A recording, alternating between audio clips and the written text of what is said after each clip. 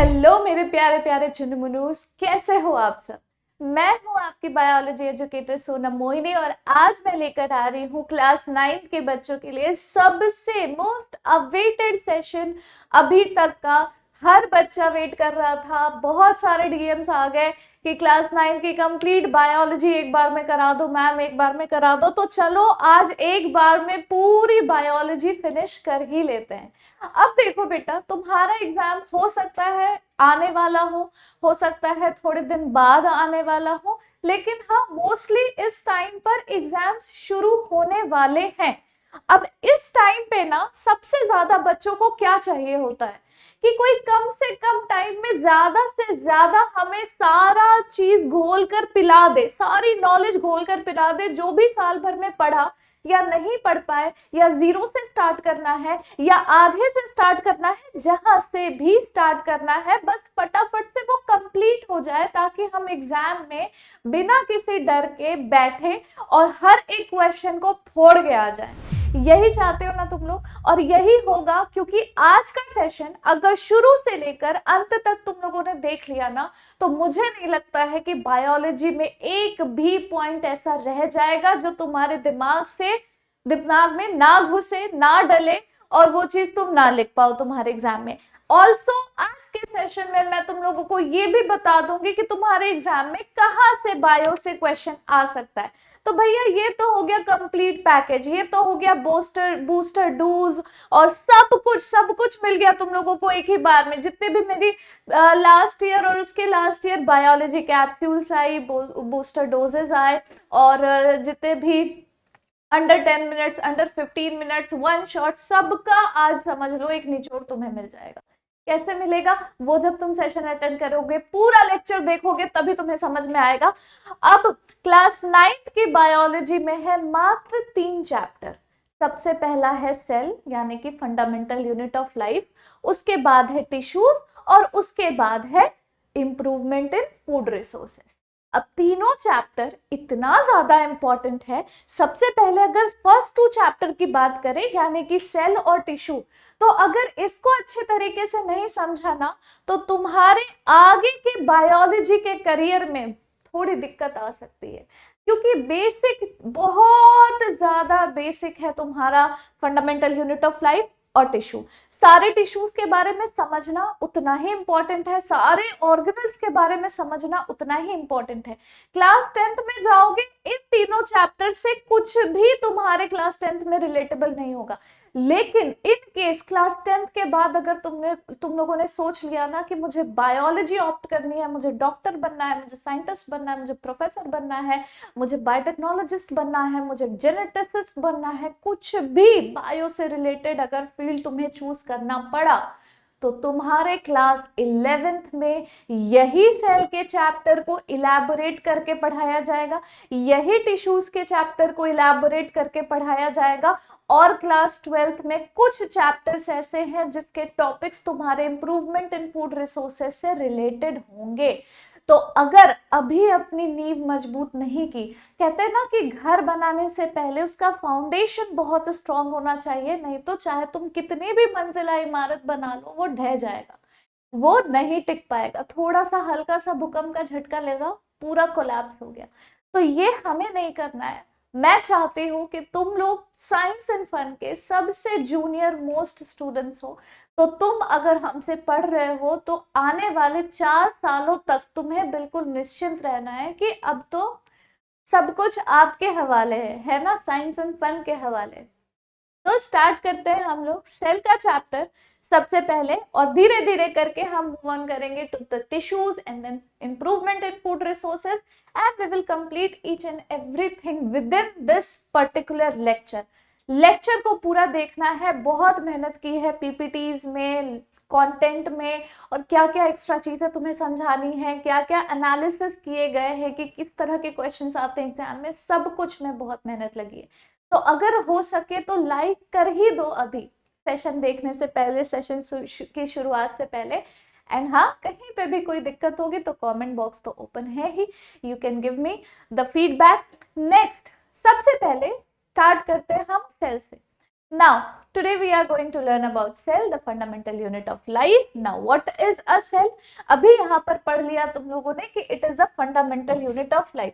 Fundamental unit of life का मतलब क्या होता है? It is an essential part या essential unit of life. Unit का मतलब क्या होता है कि सबसे smallest important thing, सबसे smallest important thing that cannot be divisible into much smaller parts. Cell को हम तोड़कर और स्मॉलर पार्ट्स में नहीं तोड़ सकते. अगर आप बोलोगे कि कैसे मैम सेल के अंदर इतने सारे सेल ऑर्गेनल्स होते हैं, तो सेल ऑर्गेनल तो उसका सबसे छोटा यूनिट हुआ. नहीं, सेल जो है एक कंप्लीट स्ट्रक्चर है जो कि एक यूनिट की तरह काम करता है, जिसके अंदर जो सेल ऑर्गेनल्स हैं वो सब एक साथ प्रेजेंट होंगे, तभी सेल सेल कहलाएगा. आगे चल के हम समझेंगे इस चीज के बारे में, ठीक है. And it is also the building block of our life, basic fundamental unit of life, जो पजेस करता है highly organised structure that enables it to carry out its vital functions. क्या वाइटल फंक्शंस, किसके बारे में हम बात कर रहे हैं? हमारी बॉडी ट्रिलियंस ऑफ सेल से बनी हुई है, ट्रिलियंस. जब भी आप धूप में जाओगे ना, जब भी आप धूप, अभी तो ठंड का मौसम हल्का हल्का थोड़ा बहुत है भी, अगर आप धूप में लेट जाओगे, सो जाओगे, सोने की कोशिश करोगे और एकदम से तुम्हारी आंखें खुलेगी ना, तो नहीं वो कुछ उड़ता उड़ता सा स्मॉल व्हाइट पार्टिकल तुम्हें नजर आता है धूप की रोशनी में. दोज आर एक्चुअली सेल्स जो आप नेकेड आई से देख पाते हो, जो आप नेकेड आई से देख पाते हो. बंच ऑफ सेल्स होते हैं, इसीलिए देख पाते हो. आपकी बॉडी, आपका स्किन कॉन्स्टेंटली आपके स्किन के सेल्स को शेड कर रहा होता है, ताकि और ज्यादा सेल का ग्रोथ हो सके, रिजुविनेशन हो सके, और ज्यादा सेल जो है वो बिल्डअप हो सके. उसके लिए सेल डेड भी होंगे और डेड सेल्स जो है वो बॉडी से बाहर निकलेंगे भी. तो वो सारी चीजें आप देख पाते हो. क्या है ये cell? It is the basic fundamental unit of life. Fundamental unit of life यानी कि इसके बिना तो लाइफ की शुरुआत ही नहीं हो सकती थी. इसके बिना लाइफ की शुरुआत ही नहीं हो सकती थी. दिस इज द थिंग जिससे लाइफ की शुरुआत हुई है, जिससे लाइफ की शुरुआत हुई है. Highly organised structure. Organised structure का मतलब क्या होता है? जब भी आप घर पे सब मेस क्रिएट कर देते हो अपने स्टडी टेबल का, तो आपके मम्मी पापा आपको डांट कर क्या बोलते हैं कि अरे यार अच्छे से ऑर्गेनाइज तो करो सारी चीजें. तो फिर आप अपना कंप्यूटर, अपने बुक्स एक जगह पर ऑर्गेनाइज करोगे, अपना टेबल लैंप एक जगह रखोगे, अपना पेन स्टैंड एक जगह रखोगे, जहां पर जो चीजें रखनी चाहिए. तो सेल के अंदर भी जो चीजें जहां पर रखनी चाहिए वो हमेशा हाईली ऑर्गेनाइज रहता है. आपको कोई मेहनत करने की जरूरत नहीं. इतना ज्यादा इवॉल्व्ड स्ट्रक्चर है ये कि ये अपना सारा काम खुद ही करेगा आपके लिए, आपकी लाइफ को सस्टेन कराने के लिए, आपके जिंदा रहने के लिए. नाउ कितने टाइप के सेल्स होते हैं? So there are two basic type of organism. तो दो बेसिक टाइप ऑफ सेल्स भी प्रेजेंट होंगे. वो कौन से दो बेसिक टाइप ऑफ ऑर्गेनिजम्स है? एक है प्रोकैरियोट, यानी कि ये बैक्टीरिया, छोटे मोटे जो बैक्टीरिया है, साइनोबैक्टीरिया, ब्लू ग्रीन एल्गी, ठीक है, ये सब हो गए. और एक होता है यूकैरियोटिक ऑर्गेनिज्म, जैसे कि हम लोग हैं, टाइगर है, एलिफेंट है, प्लांट है, स्नेक है ना, रैबिट है. ये सब तो खैर एनिमल्स में आ गए. फंगस है, जो मशरूम आप लोग खाते हो, दैट इज ऑल्सो यूकैरियोटिक. ठीक है, तो दो तरह के फिर सेल्स भी हो जाएंगे. एक हो जाएगा प्रोकैरियोटिक, जिसमें डिफाइंड न्यूक्लियस नहीं होती है. डिफाइंड न्यूक्लियस ना होने का क्या मतलब होता है? डिफाइंड न्यूक्लियस ना होने का क्या मतलब होता है कि कोई भी सेल ऑर्गेनल, कोई भी सेल ऑर्गेनल जो हमारे सेल में यूजुअली प्रेजेंट होती है, प्रोकैरियोट में कोई भी सेल ऑर्गेनल नहीं पाई जाएगी. न्यूक्लियस नहीं होगा, न्यूक्लियस नहीं होगा. न्यूक्लियस को चारों तरफ से कवर करने के लिए न्यूक्लियर मेम्ब्रेन नहीं होगी. भैया अगर न्यूक्लियर मेम्ब्रेन नहीं हुई तो मैम कैसे फिर उसका जेनेटिक मटेरियल, उसका डीएनए, आरएनए, उसके क्रोमोसोम्स कहाँ है? वो डिस्पर्स्ड है साइटोप्लाज्म में, वो डिस्पर्स्ड है साइटोप्लाज्म में। जो भी उसके अंदर का डीएनए है, आरएनए है, whatever it is, जो भी जेनेटिक मटेरियल है जो उस ऑर्गेनिज्म के कैरेक्टर्स को उसके ऑफस्प्रिंग में पहुंचाने का काम करता है, वो सब उसके साइटोप्लाज्म में ही डिस्पर्स्ड है। नाउ अब बात करते हैं हम यूकैरियोटिक ऑर्गेनिजम्स की, जिसमें एक वेल डिफाइंड न्यूक्लियस पाया जाता है। वेल डिफाइंड न्यूक्लियस का मतलब होता है कि एक ऐसा न्यूक्लियस जो चारों तरफ से कवर्ड है न्यूक्लियर मेम्ब्रेन से, जिसके अंदर पाया जाता है न्यूक्लियोलस जैसा एक डेंस स्ट्रक्चर, और इस न्यूक्लियोलस के अंदर प्रेजेंट होते हैं genetic material in the form of chromosomes, बहुत ही कॉम्पैक्ट स्ट्रक्चर के अंदर। तो ये जो एक बहुत और ज्यादा जो ये अच्छी तरीके से ऑर्गेनाइज किया हुआ स्ट्रक्चर है ना, ये यूकैरियोटिक सेल में पाया जाता है। तो इसमें कितने अलग अलग तरह के सेल्स होंगे? सबसे पहला होगा प्लांट सेल, जिसके सेल वॉल में सेलुलोज प्रेजेंट है, क्लोरोप्लास्ट प्रेजेंट है सेल के अंदर, और वैक्यूल प्रेजेंट है। Cell wall, chloroplast, vacuole are the unique features of the plant cell, जो कि बाकी किसी भी दूसरे, तीसरे, चौथे सेल में नहीं पाई जाती है। फिर बात करेंगे एनिमल सेल के बारे में। अच्छा, यहाँ पर सेल वॉल लिखा है, सेल वॉल की जगह हम लिख देंगे मेम्ब्रेन, ये टाइपिंग मिस्टेक हो गया होगा, कोई बात नहीं। एनिमल सेल में रिजिड सेल मेम्ब्रेन पाई जाती है, फ्लैजेला भी किसी किसी में पाया जाता है। प्रोटिस्ट के पास भी सेल वॉल हो सकता है, जिसका कॉम्पोजिशन सेलुलोज के अलावा बाकी कुछ भी हो सकता है, जो मैं अभी आगे चल के बताऊंगी तुम्हें। विदाउट डिफरेंशिएटेड टिश्यूज, क्यों? क्योंकि ये क्या होते हैं? यूनिसेलुलर होते हैं, सिंगल सेल्ड ऑर्गेनिज्म है, लेकिन यूकैरियोटिक है।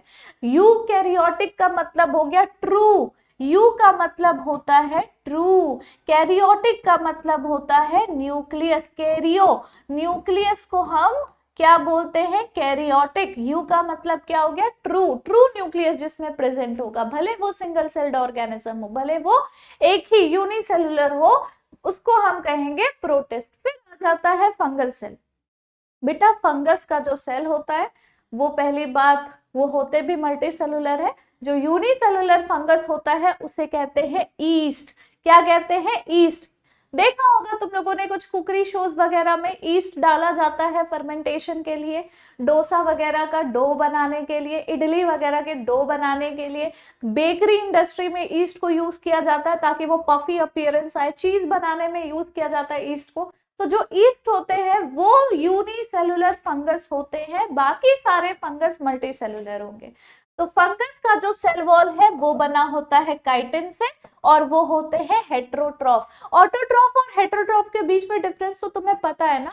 ऑटोट्रॉफ यानी कि अपना खाना खुद सिंथेसाइज करना, जो कि प्लांट करते हैं with the help of sunlight and chlorophyll, जिस प्रोसेस को हम फोटोसिंथेसिस कहेंगे। और दूसरी जो कैटेगरी होती है वो होती है हेट्रोट्रॉफ। हेट्रोट्रॉफ जो कि ऑटोट्रॉफ पर डिपेंड होते हैं अपने food and nutrition and energy के लिए। चलो आगे चलते हैं। अब हम लोग क्या क्या एक सेल के अंदर कौन कौन से फंक्शंस परफॉर्म कराए जाएंगे, कौन कौन से फंक्शंस परफॉर्म होंगे। सबसे पहले क्या होगा? सबसे पहले होगा रेस्पिरेशन। सेल के अंदर क्या होता है? रेस्पिरेशन होता है। जो भी खाना हम खाते हैं वो सारे न्यूट्रिएंट्स हर एक सेल में पहुंचेगा।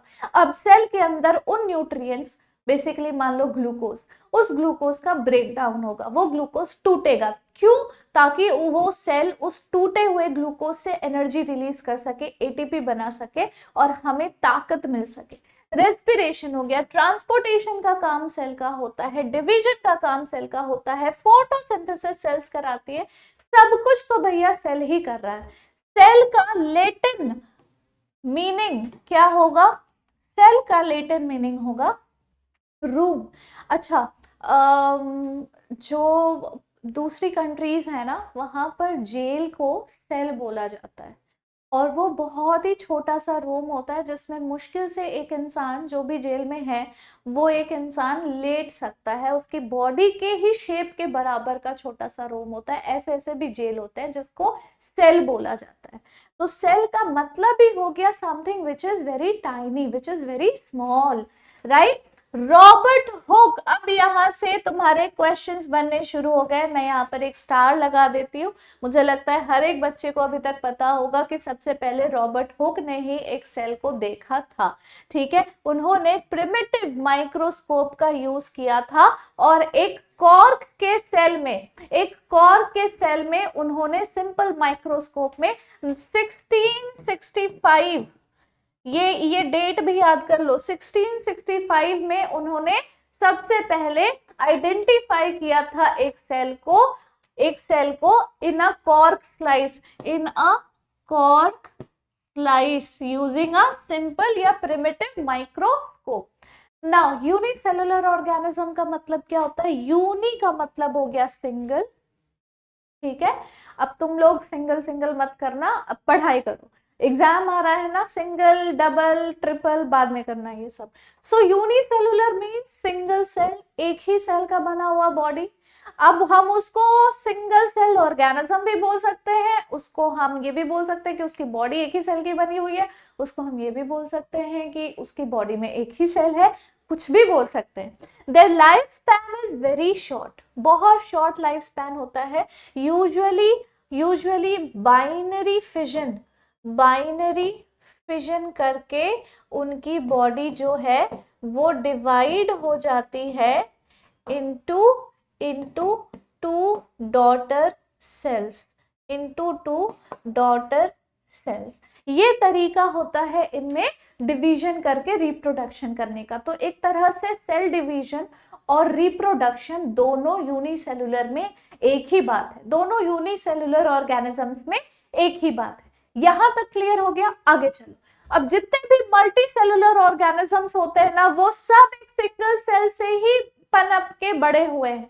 फॉर एग्जाम्पल, जैसे मान लो मम्मी है पापा है, मम्मी के का एग सेल और पापा का स्पर्म दोनों फ्यूज होके एक सिंगल सेल बना, जिसको हम कहते हैं जाइगोट।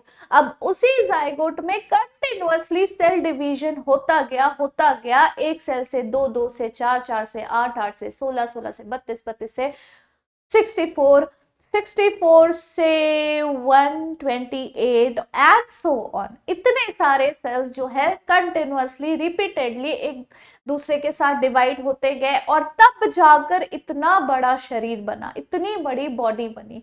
एक छोटा सा बच्चा, नन्हा मुन्ना सा बच्चा कैसे कुछ सालों में इतना बड़ा सा हो जाता है? तुम सब ने अपने घर में देखा, अपने छोटे भाई बहनों को बड़े होते हुए, खुद को बड़े होते हुए देखा है।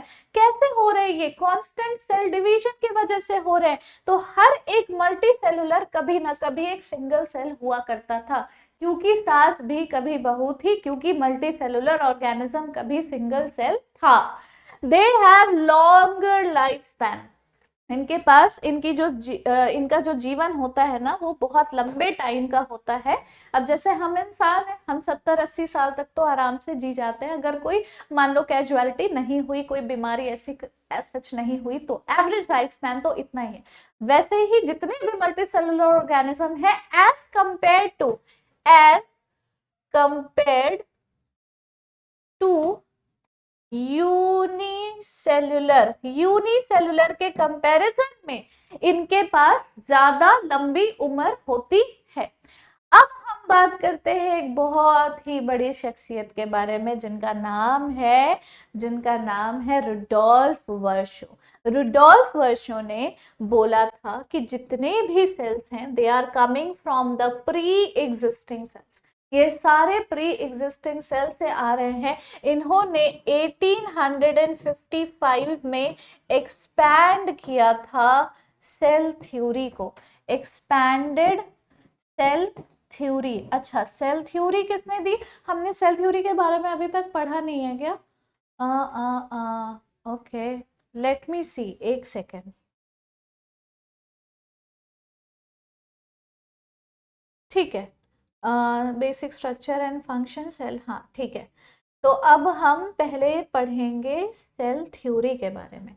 सेल थ्योरी कहता है कि जितने भी सेल्स हैं, जो भी प्लांट सेल्स हैं या एनिमल सेल्स हैं, वो सब किस चीज के बने? जितने भी प्लांट्स और एनिमल्स हैं, सॉरी सेल्स नहीं, जितने भी प्लांट्स हैं, जितने भी एनिमल्स हैं, they are all made up of cells.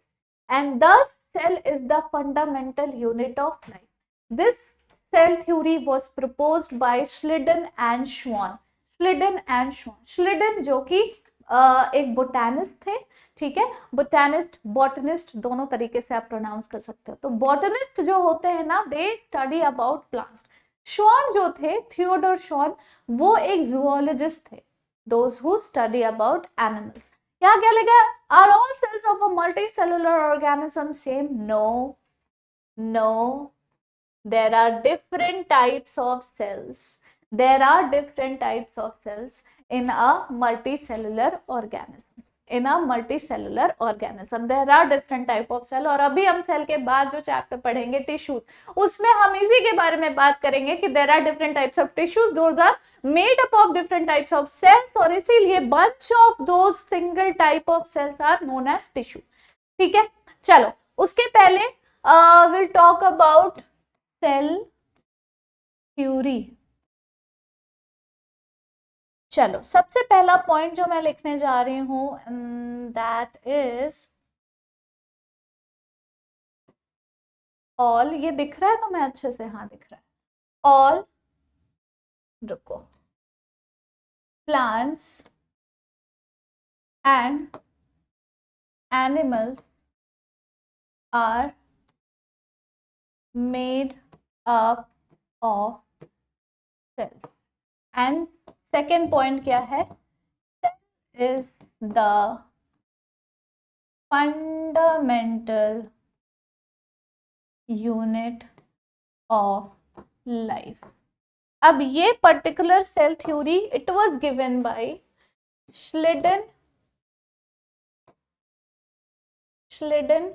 and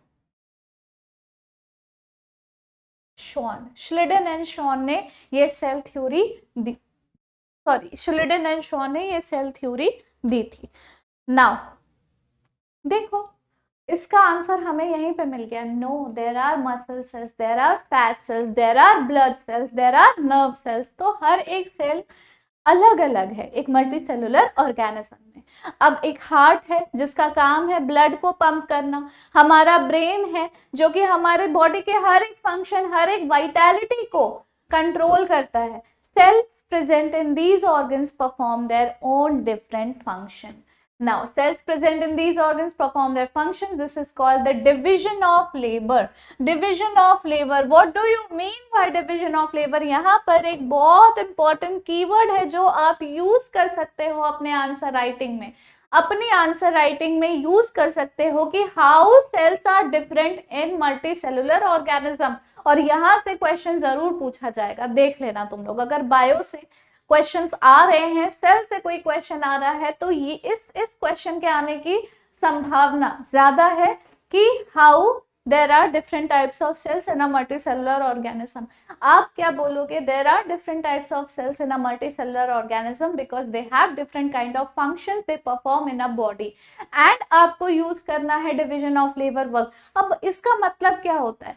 आपके घर में आप हो, मम्मी पापा भाई बहन सब लोग हैं, तो ऐसा नहीं है ना, ऐसा कोई काम नहीं है जो कि घर का हर एक सदस्य करता।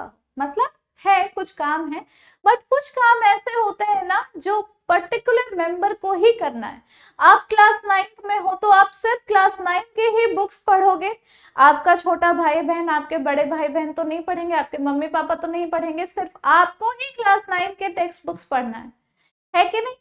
घर में कोई हाउस हेल्प नहीं है, मेड नहीं है, तो फिर खाना बनाने की जिम्मेदारी या खाना बनाने का जो काम होता है वो यूजुअली हमारी मम्मा करती है। समटाइम्स उनकी हेल्प करने के लिए हमारे बड़े भाई बहन भी उनका हेल्प करते हैं, समटाइम्स हमारे पापा भी हेल्प करते हैं, which is a great thing. But अगर आप देखो तो हमें सबसे ज्यादा मम्मी के हाथ का खाना खाने को ही मिलता है कि नहीं?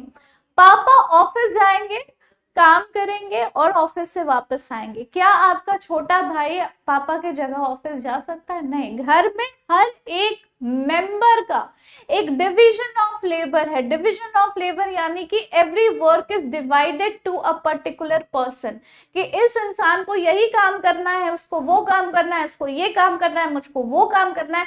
तो हर एक इंसान अपना खुद काम करता है and no one else can interfere in anyone's work, right. तो यही होता है डिविजन ऑफ लेबर। जब हम सेल की बात करते हैं तो हर एक सेल के ऑर्गेनल्स अपना अपना खुद का काम खुद करते हैं, कोई दूसरा सेल किसी दूसरे सेल ऑर्गेनल का काम नहीं करेगा।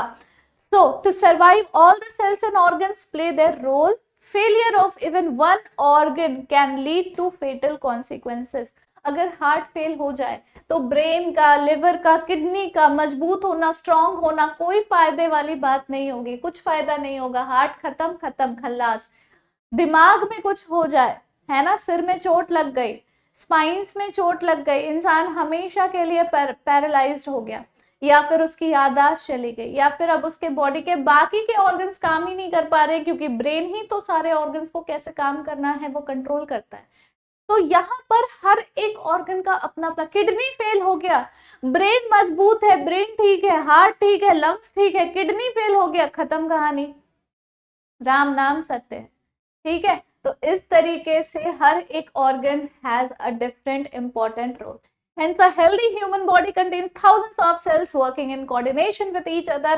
हर एक सेल, हर एक टिश्यू, हर एक ऑर्गन, हर एक पार्ट हमारी बॉडी का अपना अलग अलग फंक्शन, अपना अलग अलग रोल प्ले कर रहा है, जो कि इंपॉर्टेंट है हमारे लिए, हमारे सर्वाइवल के लिए। अब बात करते हैं एक सेल की, तो सेल के अंदर होते हैं कुछ cell organelles that play their role in survival of the cell. जिस तरह से हमारी बॉडी में there are different types of organs जो कि अपना अलग अलग फंक्शन परफॉर्म करेंगे सो दैट हम एग्जिस्ट कर सके, हम सर्वाइव कर सके, उसी तरह से हमारी बॉडी का हर एक सेल के अंदर प्रेजेंट होते हैं सेल ऑर्गेनल्स जो कि अपना डिफरेंट फंक्शन परफॉर्म करते हैं सो दैट हम सर्वाइव कर सके, हम एग्जिस्ट कर सके। सो ओके, बार बार मुझे चेक करना पड़ता है कि we have a good battery और नॉट, नहीं तो एक बार क्या हो गया था कि मैंने लेक्चर रिकॉर्ड कर दिया और बीच में ही बैटरी डाउन हो गया था, पता तो चल पाता नहीं है, और फिर आधे लेक्चर में वॉइस ही नहीं है, फिर से दोबारा रिकॉर्ड करो, बहुत मेहनत लगती है बच्चों। इसी बात पे ठोको लाइक। चलो आगे चलते हैं। अब टाइप्स ऑफ सेल्स, कौन कौन से सेल्स होते हैं ये हम ऑलरेडी पढ़ चुके हैं, प्रोकैरियोटिक और यूकैरियोटिक। प्रो का मतलब होता है प्रिमिटिव, कैरियोट का मतलब होता है न्यूक्लियस, अभी थोड़ी देर पहले ही बता दिया था। नाउ बेसिक डिफरेंस क्या होगा, प्रोकैरियोट में अनडिफाइंड सेल ऑर्गेनल होंगे। अनडिफाइंड का मतलब होता है कि सेल ऑर्गेनल्स कौन सा प्रेजेंट है, क्या फंक्शन प्ले कर रहा है, कुछ नहीं पता, कुछ समझ में नहीं आएगा। लेकिन यूकैरियोट में well defined cell organelle present होंगे। प्रोकैरियोट के सेल की साइज लगभग 1 से 10 माइक्रोन होती है। अनडिफाइंड न्यूक्लियर रीजन को हम न्यूक्लियोइड कहते हैं। अनडिफाइंड न्यूक्लियर रीजन का मतलब क्या होता है कि मान लो ये एक सेल है, मान लो एक सेल है, अब इसमें न्यूक्लियस तो है नहीं, यहाँ पर ऐसे फ्रीली फ्लोटिंग क्या कहते हैं क्रोमेटिन फाइबर्स प्रेजेंट होंगे। अब ये डिस्पर्स्ड भले हैं, बट जहां पर भी जिस भी रीजन में सबसे ज्यादा कॉन्सेंट्रेशन इसकी पाई जा रही है उसी को हम कह देंगे न्यूक्लियोइड, उसी को हम कह देंगे न्यूक्लियोइड। यूकैरियोट की अगर हम बात करें तो इसका साइज होता है लगभग 5 से 100 माइक्रोन। मेम्ब्रेन सेपरेट करता है न्यूक्लियस को, और न्यूक्लियस प्रेजेंट होती है, न्यूक्लियस प्रेजेंट होती है।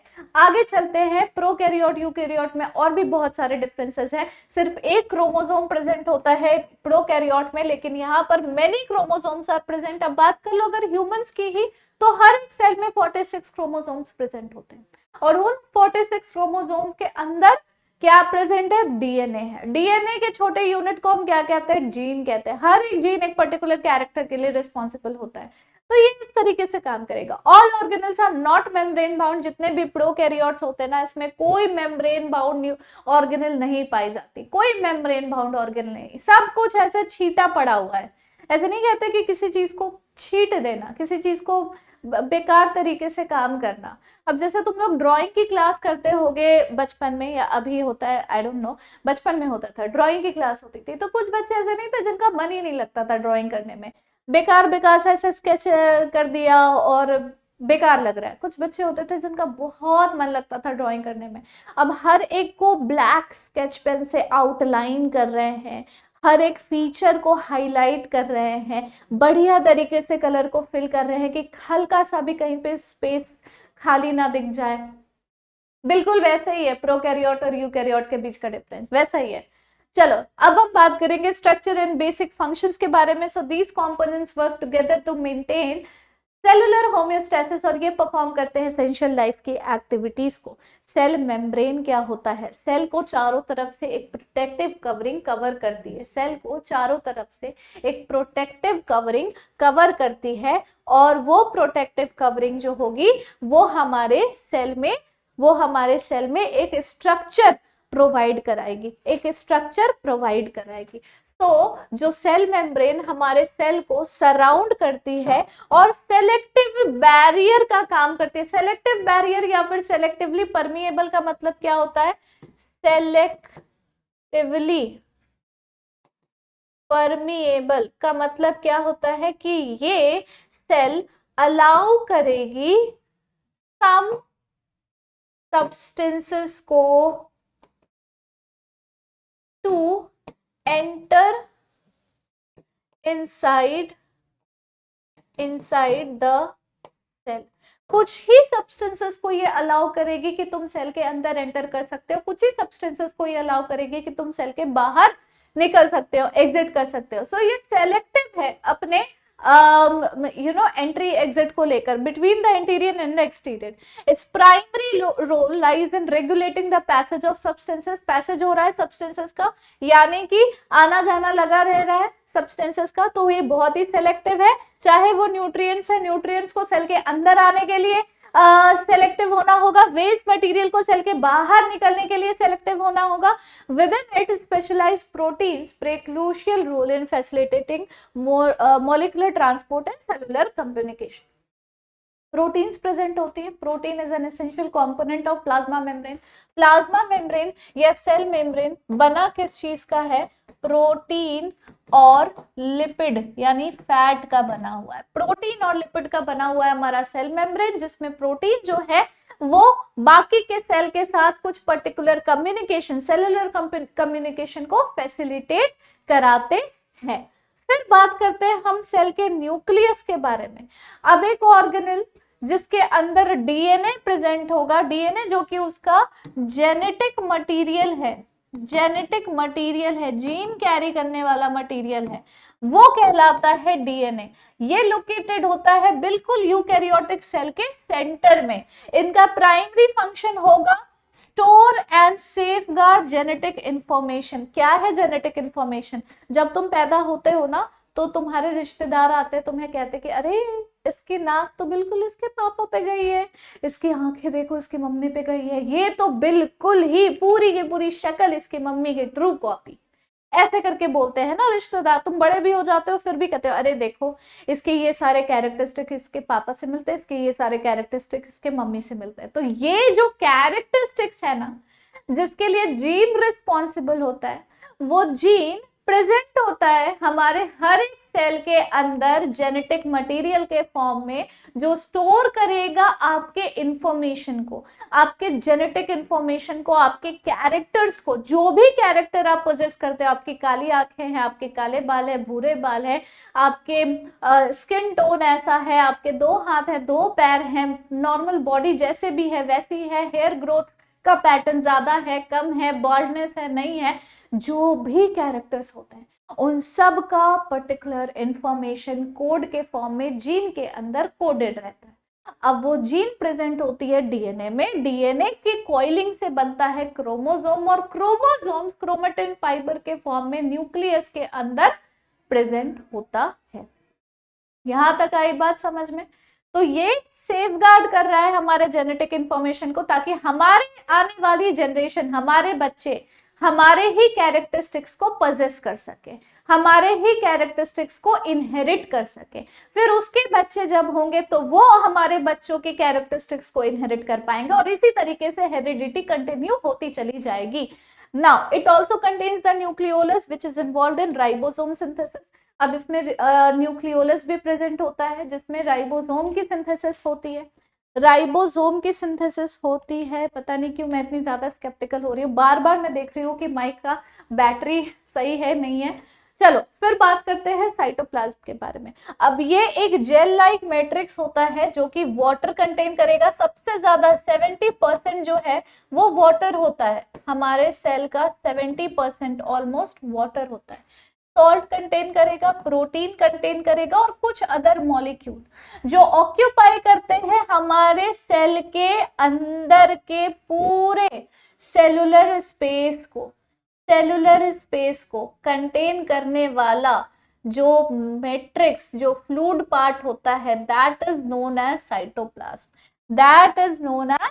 Cytoplasm. Between the cell membrane and the nucleus.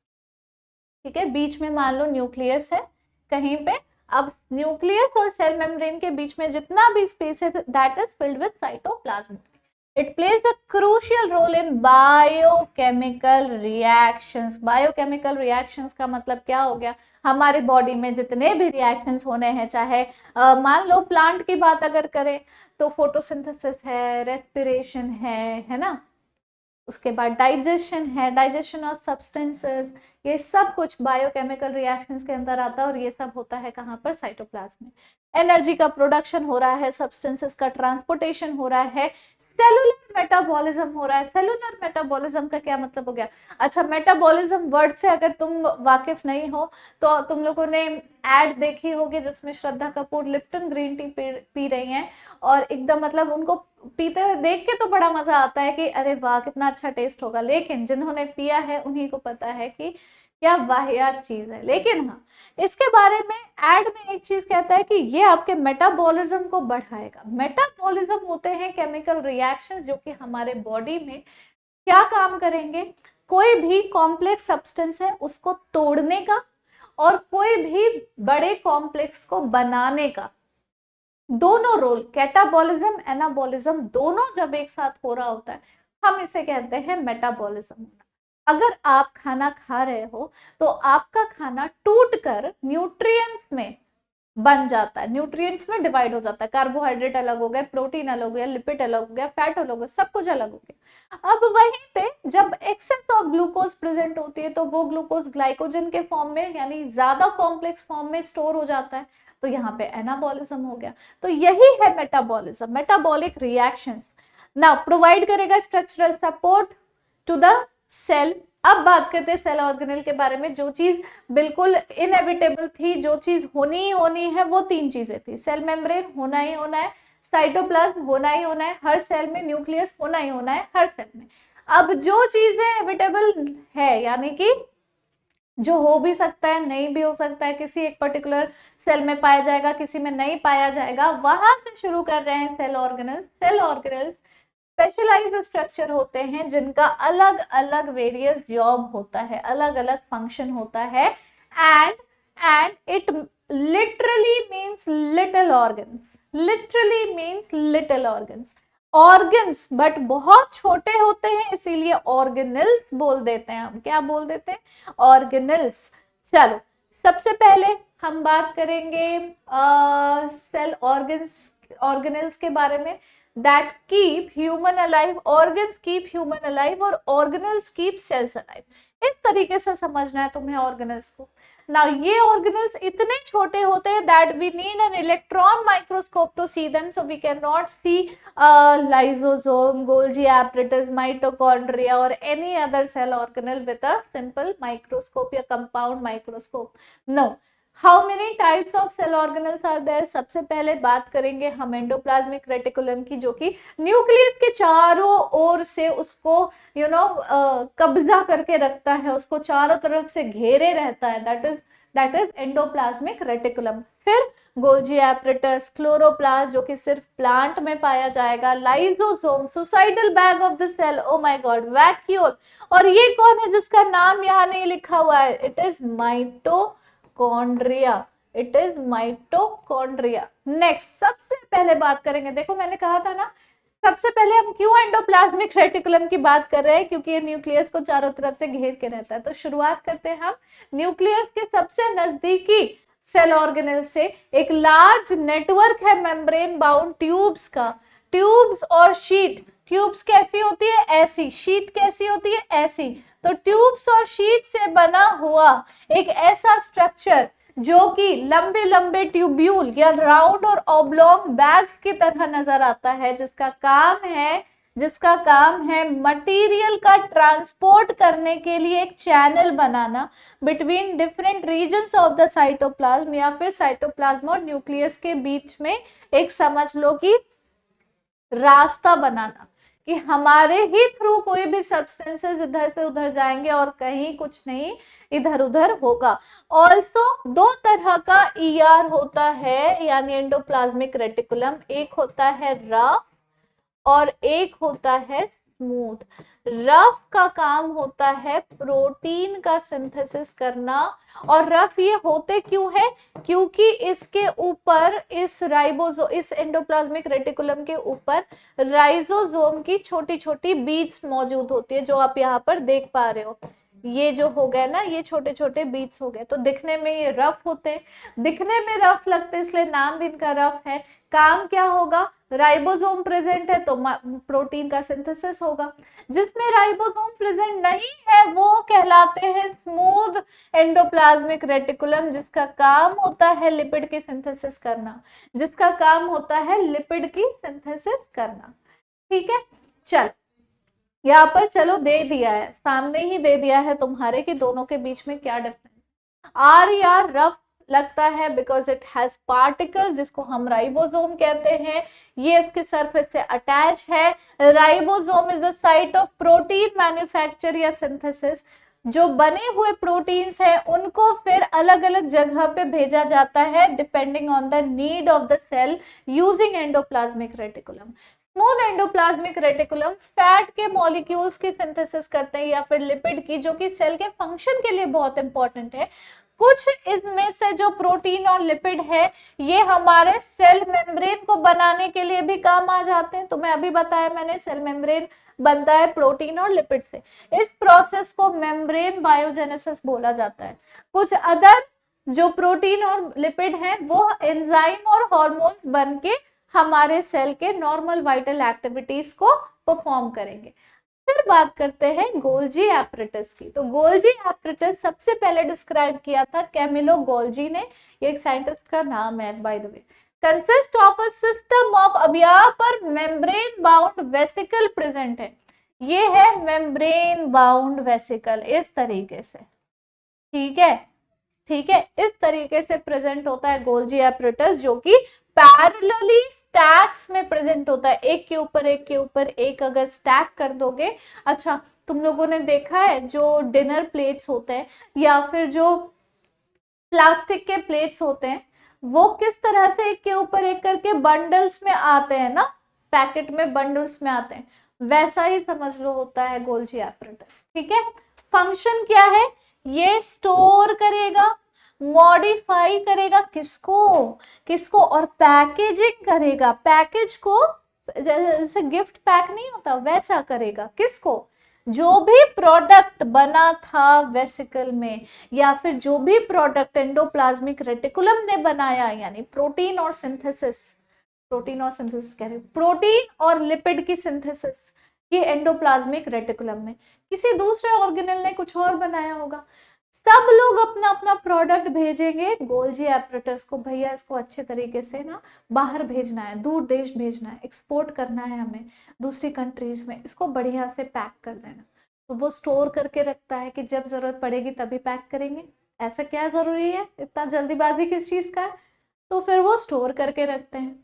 Modify करते हैं कि भैया ये देखो कैसा बनाया है फालतू सा, इसको मैं ठीक कर देता हूँ, तो वो ठीक भी करेगा, मॉडिफाई भी करेगा।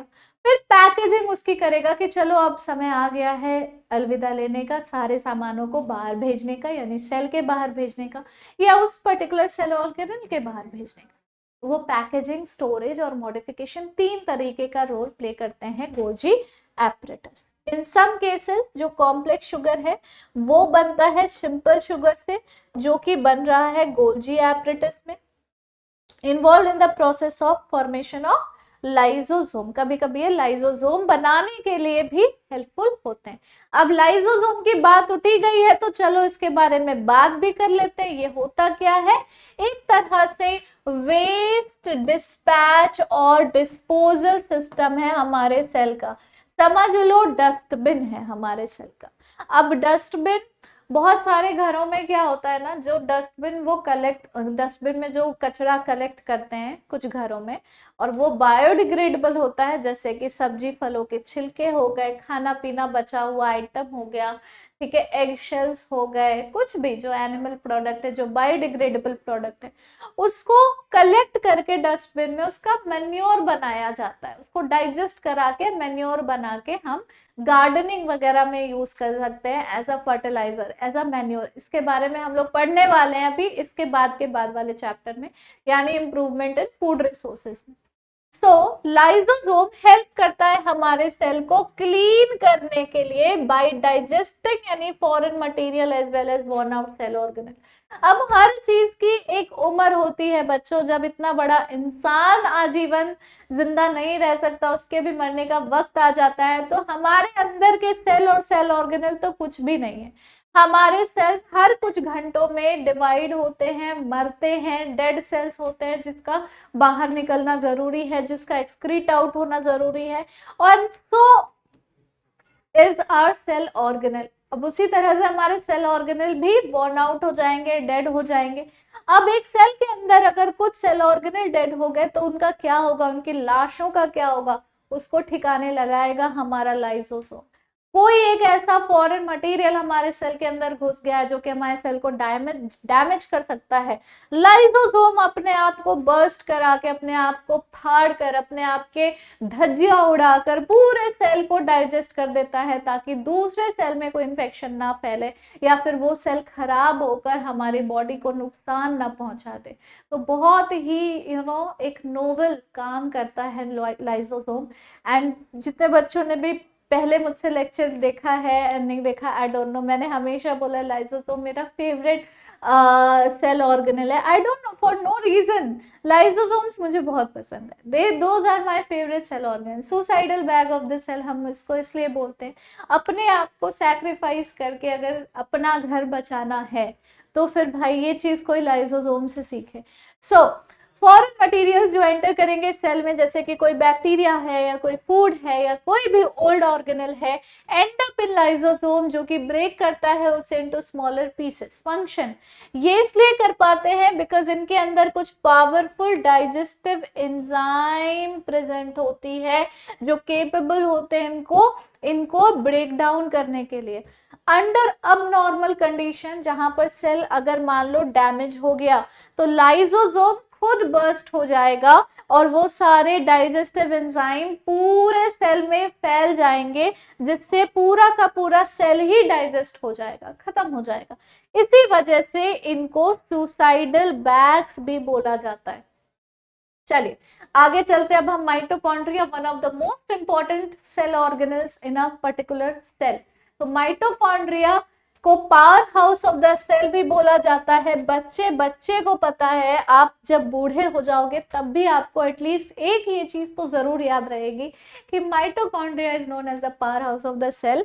और जितने भी नॉन मेडिकल स्टूडेंट्स हैं क्लास 11th में, क्लास 12th में, क्लास 12th पार करने के बाद बाकी के बच्चों जो आर्ट्स कॉमर्स ले लेते हैं, इंजीनियरिंग करते हैं, इवन दे ऑल्सो रिमेंबर कि mitochondria is known as the power house of the cell. Everyone knows this. तो एनर्जी जो रिक्वायर होती है बहुत सारे केमिकल एक्टिविटीज को करने के लिए, वो एनर्जी आती है माइटोकॉन्ड्रिया से in the form of ATP. ATP को हम एडेनोसिन ट्राइफॉस्फेट भी बोलते हैं। ये एक तरह का समझ लो कि एक न्यूक्लियर बॉन्ड मॉलिक्यूल है। ATP is known as the energy currency of the cell. Energy currency of the cell, जैसे कि हम 500 का नोट, 2000 का नोट देते हैं, फिर हमें उसके बदले कुछ मिलता है, तो एटीपी भी वो करेंसी है जिसके बदले हमें एनर्जी मिलेगी। Mitochondria have 2 membrane covering instead of just 1। बहुत सारे सेल ऑर्गेनेल हैं जो कि एक सिंगल ऑर्गेनेल से, एक सिंगल सिंगल मेम्ब्रेन से कवर्ड है, लेकिन माइटोकॉन्ड्रिया डबल मेम्ब्रेन से कवर्ड होता है। आउटर मेम्ब्रेन पोरस होती है, पोर्स प्रेजेंट होते हैं छोटे छोटे, जबकि इनर मेम्ब्रेन अंदर की तरफ से फोल्डेड होती है, जो आप यहाँ पर देख भी पा रहे हो। They are able to make some of their own protein. ये खुद का अपना प्रोटीन बनाते हैं, इनके पास खुद का अपना आरएनए होता है, खुद का अपना डीएनए होता है, खुद के राइबोसोम्स होते हैं। So they are very special. फिर बात करते हैं प्लास्टिड्स के बारे में। Those are present in plant cell only. यहाँ पर मैं 2 हार्ट फिर बना देती हूँ। प्लास्टिड से क्वेश्चन पूछा जा सकता है। 3 तरह के प्लास्टिड होते हैं। पहले बात करेंगे क्रोमोप्लास्ट की। तो क्रोमोप्लास्ट कलर्ड प्लास्टिड्स होते हैं जो कि लीव्स में, फ्लावर्स में, फ्रूट्स में प्रेजेंट होंगे। इतने सुंदर सुंदर कलरफुल फ्लावर्स, इतने सुंदर सुंदर कलरफुल फ्रूट्स, वेजिटेबल्स, इनमें ये कलर आता कहाँ से? क्यों बैंगन पर्पल कलर का है, क्यों एप्पल रेड कलर का है, क्यों कैरेट ऑरेंज कलर का है? तो ये सारे कलर्स कहाँ से आए? अपार्ट फ्रॉम ग्रीन, ग्रीन के बारे में हमें पता है कि it is coming from chloroplast क्योंकि उसके अंदर है क्लोरोफिल पिगमेंट। पर बाकी सारे कलर्स कहाँ से आ रहे हैं उस प्लांट में? Because of chromoplast. Plastid contain करता है पिगमेंट क्लोरोफिल और उसको हम कहते हैं क्लोरोप्लास्ट। ये इंपॉर्टेंट होता है फोटोसिंथेसिस के लिए। क्लोरोप्लास्ट बहुत सारे वेरियस येलो और ऑरेंज पिगमेंट भी कंटेन करता है इन एडिशन टू क्लोरोफिल। फिलहाल हम बात कर रहे थे क्रोमोप्लास्ट की, तो they give colours apart from green colour. फिर है leucoplast, found primarily in organelle, जिसमें मटेरियल जैसे कि स्टार्च, ऑयल या प्रोटीन के ग्रैन्यूल्स को स्टोर करना होता है।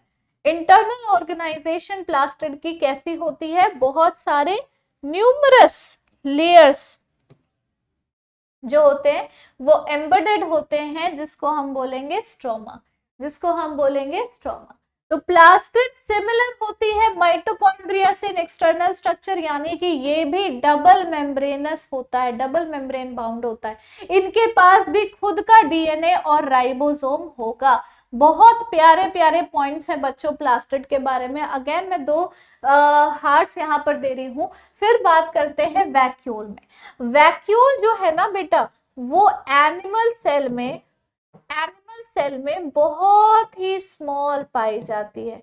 और वहीं अगर हम बात करें प्लांट सेल की, तो उसमें लार्ज वैक्यूल पाई जाती है। ऑलमोस्ट 90% ऑफ द वॉल्यूम जो है वो it is taken up by the vacuoles only. Now ये storage sac होता है for solid या liquid content। अब देखो क्या डिफरेंस है वैक्यूल और लाइसोसोम में, कि लाइसोसोम उन सबका स्टोरेज नहीं कर रहा है, उन सबको ठिकाने लगा रहा है, उन सबको डाइजेस्ट कर रहा है। लेकिन वैक्यूल स्टोर करके रखता है, वेस्ट मटेरियल को स्टोर करके रखेगा, एक्सक्रीटरी प्रोडक्ट्स को स्टोर करके रखेगा, ठीक है, जो भी सॉलिड लिक्विड कंटेंट्स होते हैं सबको स्टोर करके रखेगा। मेम्ब्रेन बाउंड होते हैं इस ऑर्गेनल सिंगल मेम्ब्रेन, और इस सिंगल मेम्ब्रेन को बोला जाता है टोनोप्लास्ट। इस सिंगल मेम्ब्रेन को बोला जाता है टोनोप्लास्ट। याद रखना इस चीज को, भूलना मत। Now they store nutrient, water, ions, waste material, regulate करते हैं टर्जर प्रेशर और ऑस्मोटिक बैलेंस। अब क्या होता है टर्जर प्रेशर? अब सोचो अगर आप एक पौधे में बहुत ज्यादा पानी दोगे, यानी सफिशिएंट अमाउंट ऑफ पानी दोगे, तो वो सारा पानी एंटर करेगा inside each and every cell. Cell के अंदर वो पानी इंसर्ट मतलब एंटर करेगा, तो वो पानी अंदर की तरफ से बाहर की तरफ सेल वॉल पे प्रेशर एक्सर्ट करेगा। उस प्रेशर को हम कहते हैं टर्जर प्रेशर। ऑस्मोटिक बैलेंस क्या होता है? कि amount of water and other particles कितना भी हमारे सेल के अंदर प्रेजेंट है, क्या वो एक बैलेंस्ड वे में प्रेजेंट है, बस यही है ऑस्मोटिक बैलेंस। फिर एनिमल सेल का जो वैक्यूल है दैट इज स्मॉल साइज, अभी बताया। अमीबा में जो फूड वैक्यूल होते हैं ना, वो फूड आइटम्स कंटेन करेंगे, कंज्यूम होगा। कॉन्ट्रेक्टाइल वैक्यूल एक्सपेल करेगा एक्सेस वाटर को और वेस्ट जो भी जनरेट हो रहा है सेल के अंदर। तो यहाँ पर अमीबा में फूड वैक्यूल का बहुत बड़ा रोल है। उसके अंदर खाना स्टोर होता है, डाइजेस्ट होता है, और वेस्ट जो है वो बाहर की तरफ निकलता है। प्लांट सेल के अगर वैक्यूल की बात करें तो 50 से 90% of the cell volume is contained by the vacuoles. अभी मैंने आपको बताया है, इसमें भरा होता है सेल सैप, यानी कि nutrients of the cell, and ये प्रोवाइड करता है turgidity, rigidity to the cell. फिर देखो ये है तुम्हारे एनिमल सेल का डायग्राम। ये तुम्हारे एग्जाम में डायग्राम बनाने को पूछा जा सकता है, तुम्हें इस तरीके से बनाना है। हर एक स्ट्रक्चर लिखना है। बात करते हैं सबसे पहले हम मेम्ब्रेन की। तो ये सिंगल मेम्ब्रेन है जिसको हम प्लाज्मा मेम्ब्रेन कहेंगे, ठीक है। This is the cytoplasm, this is the cytoplasm. अब साइटोप्लाज्म के अंदर जाओगे, ये न्यूक्लियस है। न्यूक्लियस से बिल्कुल चिपका हुआ होता है एंडोप्लाज्मिक रेटिकुलम। ये वाला जो है रफ दिख रहा है, रफ एंडोप्लाज्मिक रेटिकुलम। रफ क्यों दिख रहा है? क्योंकि इसके ऊपर राइबोसोम्स प्रेजेंट है जो प्रोटीन सिंथेसिस करता है। राइबोसोम लिख लेना। उसके बाद गोल्जी एपरेटस लिख लेना, जहां पे सारे प्रोडक्ट का स्टोरेज, मॉडिफिकेशन और पैकेजिंग हो रहा है। फिर आ जाते हैं हम माइटोकॉन्ड्रिया पे। माइटोकॉन्ड्रिया के अलावा लाइसोसोम अभी हमने पढ़ा, suicidal bag of the cell. और ऐसे करके हमने सारे पॉइंट्स कवर कर लिए। फिर ये है तुम्हारा प्लांट सेल। फिर से मैं डबल रेड हार्ट दे रही हूँ। अब प्लांट सेल, एनिमल सेल, हो सकता है दोनों ही तुमसे डायग्राम बनाने को पूछा जा सके, हो सकता है दोनों में से कोई एक पूछा जा सके। फिर यहाँ पर सेल मेम्ब्रेन के बाहर सेल वॉल प्रेजेंट होती है, सेल वॉल के बाद सेल मेम्ब्रेन होती है। फिर ये है तुम्हारा न्यूक्लियस, न्यूक्लियस से चिपका हुआ एंडोप्लाज्मिक रेटिकुलम। और ये बड़ा सा स्ट्रक्चर जो तुम देख रहे हो, ये है सेंट्रल वैक्यूल। ये ग्रीन कलर के स्ट्रक्चर को हम क्लोरोप्लास्ट बोलते हैं, जो कि प्लास्टिड का एक टाइप है। This is Golgi apparatus. और मुझे लगता है सारी चीजें कवर हो गई। लाइसोसोम यहाँ पर हो गया। माइटोकॉन्ड्रिया फिर से यहाँ पे है। साइटोप्लाज्म तो तुम्हें दिख ही गया। ओके, अब देखो थोड़ा सा ये फनी सा है। अब हर एक चीज का काम यहाँ पर देखो उसके अकॉर्डिंग लिखा हुआ है। It is showing like this. तो ये क्या है? Mitochondria, power house of the cell. अब ये हेडफोन्स लेकर बैठा हुआ है। हेडफोन लेकर हम क्या करते हैं? अनाउंसमेंट करते हैं कि तुमको ये काम करना है, तुमको वो काम करना है, यानी हम कंट्रोल करते हैं। तो ये न्यूक्लियस सेल की एक्टिविटीज को कंट्रोल करता है। फिर यहाँ पर देखो, दिस इज द लाइबोसोम। अब ये हथौड़ा लेके बैठा हुआ है कि जो आएगा सबको मार देंगे, खत्म कर देंगे, फिनिश कर देंगे।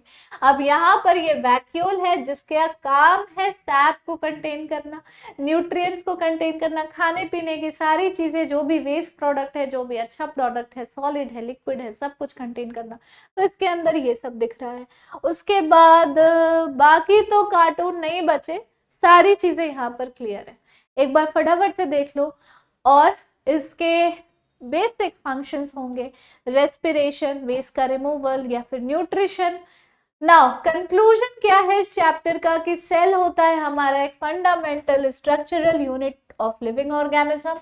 Also, it is the basic functional unit of life. All the functions of cell are supported by several organelles which in turn ensure survival. मतलब कि हमारे सेल के बिना हमारे बॉडी का कोई भी फंक्शन, कोई भी रोल प्ले नहीं हो सकता है। हमारे सेल के अंदर जो सेल ऑर्गेनल्स प्रेजेंट हैं, वो सेल ऑर्गेनल्स रिस्पॉन्सिबल होते हैं for the different type of functions they perform. और वो फंक्शन कहीं ना कहीं हमारी बॉडी के ऑर्गन से मिलते जुलते हैं, ताकि बॉडी का हर एक सेल उस तरह के फंक्शन को अगर परफॉर्म कर ले जाए तो हमारी बॉडी एक नॉर्मल तरीके से फंक्शन कर पाएगी। तो this was all the conclusion about this cell chapter. अब हम आगे बढ़ेंगे टिश्यूज में।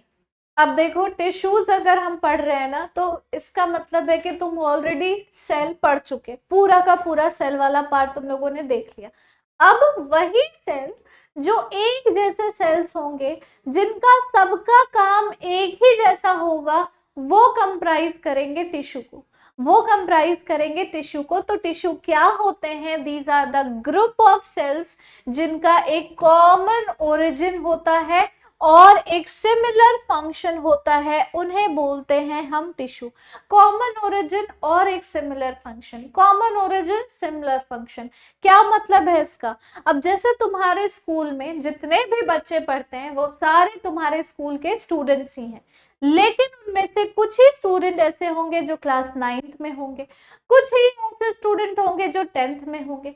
9th वाले बच्चे 9th की पढ़ाई पढ़ेंगे, 10th क्लास के बच्चे 10th क्लास की बुक्स पढ़ेंगे।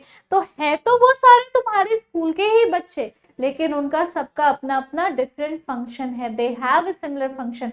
तुम्हारे क्लास के सारे बच्चे तुम्हारे जैसी ही पढ़ाई करेंगे, क्लास 10th के सारे बच्चे क्लास 10th की ही पढ़ाई करेंगे, है तो दोनों ही क्लास के बच्चे तुम्हारे स्कूल के ही स्टूडेंट्स। यानी बॉडी में हर एक तरह का सेल है तो सारे ही सेल्स, बट कुछ बंच ऑफ सेल्स जो कि सिमिलर फंक्शन और जिनका एक जैसा ओरिजिन होता है, वो एक तरीके का अगर फंक्शन परफॉर्म कर रहे हैं तो वो मिलकर एक टिश्यू बना लेते हैं। फिर दूसरे अलग तरह के जो सेल्स हैं वो आपस में मिलकर एक टिश्यू बना लेंगे जिनका अलग फंक्शन होगा, तो ये होता है टिश्यू ना। अब देखो क्या लिखा है, all plants and animals made of the same type of tissue. ऐसा है क्या? इसका आंसर बताओ तुम लोग मुझे कमेंट बॉक्स में कमेंट करके कि क्या प्लांट एंड एनिमल के सारे टिश्यूज एक तरीके के होते हैं। अब देखो यहाँ पे प्लांट और एनिमल का जो सेल होता है वो डिफर करता है स्ट्रक्चर और फंक्शन में। अभी पढ़ा ना हमने कि कुछ चीज प्लांट का सेल बिल्कुल ही डिफरेंट होता है, एनिमल का सेल बिल्कुल ही डिफरेंट होता है। सो प्लांट्स कहीं ना कहीं स्टेशनरी होते हैं, स्टेशनरी यानी कि they do not move. Stationary का मतलब क्या हो गया कि मूवमेंट नहीं होती है। With supportive tissue, while animals जो हैं वो एक्टिवली मूव करेंगे और मोस्टली लिविंग टिश्यूज होंगे। एक्टिवली मूव करते हैं, मोस्टली लिविंग टिश्यूज होते हैं। प्लांट में कुछ टिश्यूज डेड टिश्यूज भी होते हैं। ग्रोथ पैटर्न भी डिफर करता है, ये भी इसमें भी अंतर आ गया। प्लांट में लोकलाइज ग्रोथ रीजन्स होती है, एक ही जगह पर ग्रोथ हो रही है, जबकि एनिमल जो है वो ज्यादा यूनिफॉर्म सेल ग्रोथ शो करता है। ऐसा नहीं हो रहा कि एक बच्चा बड़ा हो रहा है, बढ़ रहा है तो सिर्फ उसके हाथ लंबे होंगे, सिर्फ उसका पैर लंबा होगा, सिर्फ उसका सिर बड़ा होगा, बॉडी छोटी रह जाएगी। नहीं, यूनिफॉर्म ग्रोथ होती है कि बच्चा बिल्कुल बड़ा होता होता बिल्कुल एक ही जैसा लगे। प्लांट में क्या होता है, एक टाइम के बाद एक पर्टिकुलर पार्ट जो है प्लांट का उसमें ग्रोथ होनी बंद हो जाती है और बाकी के पार्ट्स में ग्रोथ हो रही होती है, लोकलाइज ग्रोथ होती है। एनिमल्स में यूनिफॉर्म ग्रोथ होती है। अब कुछ कैरेक्टरिस्टिक्स देखेंगे प्लांट और एनिमल के बीच में। अगर बात करें स्ट्रक्चरल और फंक्शनल वेरिएशन की, तो प्लांट स्टेशनरी है, अपराइट है, सीधा खड़ा रहता है, मोबिलिटी बिल्कुल नहीं होती, कोई मोशन नहीं होता। एनिमल मोबाइल होते हैं यानी मूवमेंट होगी, ये फूड के लिए, मेटिंग के लिए, शेल्टर के लिए मूव तो करेंगे ही करेंगे। सपोर्टिव टिश्यू में क्या डिफरेंस है कि इनको एक्सटेंसिव सपोर्ट चाहिए क्योंकि इनका फिक्स नेचर होता है, तो बहुत ज्यादा अगर एक्सटेंसिव टिश्यूज नहीं प्रेजेंट होंगे, मजबूत नहीं होंगे, तो ये फिक्स नहीं हो पाएंगे एक जगह पे। सपोर्टिव टिश्यू कंटेन करते हैं डेड सेल्स। डेड सेल्स क्यों? ताकि ये इतने ज्यादा रिजिड हो, इतने ज्यादा मजबूत हो कि इनको कोई हिला ना पाए, चाहे आंधी आ जाए, तूफान आ जाए, कुछ भी हो जाए, इनको कोई इनकी जगह से हिला ना पाए। एनिमल्स में ये लेस सपोर्टिव टिश्यू होते हैं क्योंकि मोबिलिटी इनहेरेंट होती है, मोबिलिटी होनी ही होनी है। Most animal tissues comprise living cells, ज्यादातर जो है लिविंग सेल्स प्रेजेंट होते हैं इनके टिश्यूज में। ग्रोथ पैटर्न में क्या डिस्पैरिटी है? लिमिटेड ग्रोथ पाया जाता है कुछ स्पेसिफिक रीजन में। Certain tissues divide through out life, कुछ टिश्यूज ऐसे होते हैं जिंदगी भर डिवीजन करेंगे जिसको मेरिस्टेमेटिक टिश्यू बोला जाता है। कुछ टिश्यूज ऐसे होते हैं जो एक पॉइंट के बाद डिवीजन करने की कैपेसिटी खो देते हैं जिसको परमानेंट टिश्यू बोला जाता है। ये पाया जाता है सिर्फ और सिर्फ प्लांट टिश्यू में। पर अगर हम बात करें एनिमल की तो इसमें यूनिफॉर्म सेल ग्रोथ देखी जाती है, कोई डिमार्केशन नहीं होती है डिवाइडिंग और नॉन डिवाइडिंग रीजन्स की, हर जगह डिवीजन हो रहा होता है। अगर ऑर्गेनाइजेशनल स्पेशलाइजेशन की बात करें तो इसमें कम स्पेशलाइज्ड ऑर्गन सिस्टम की जरूरत है एज कंपेयर टू एनिमल।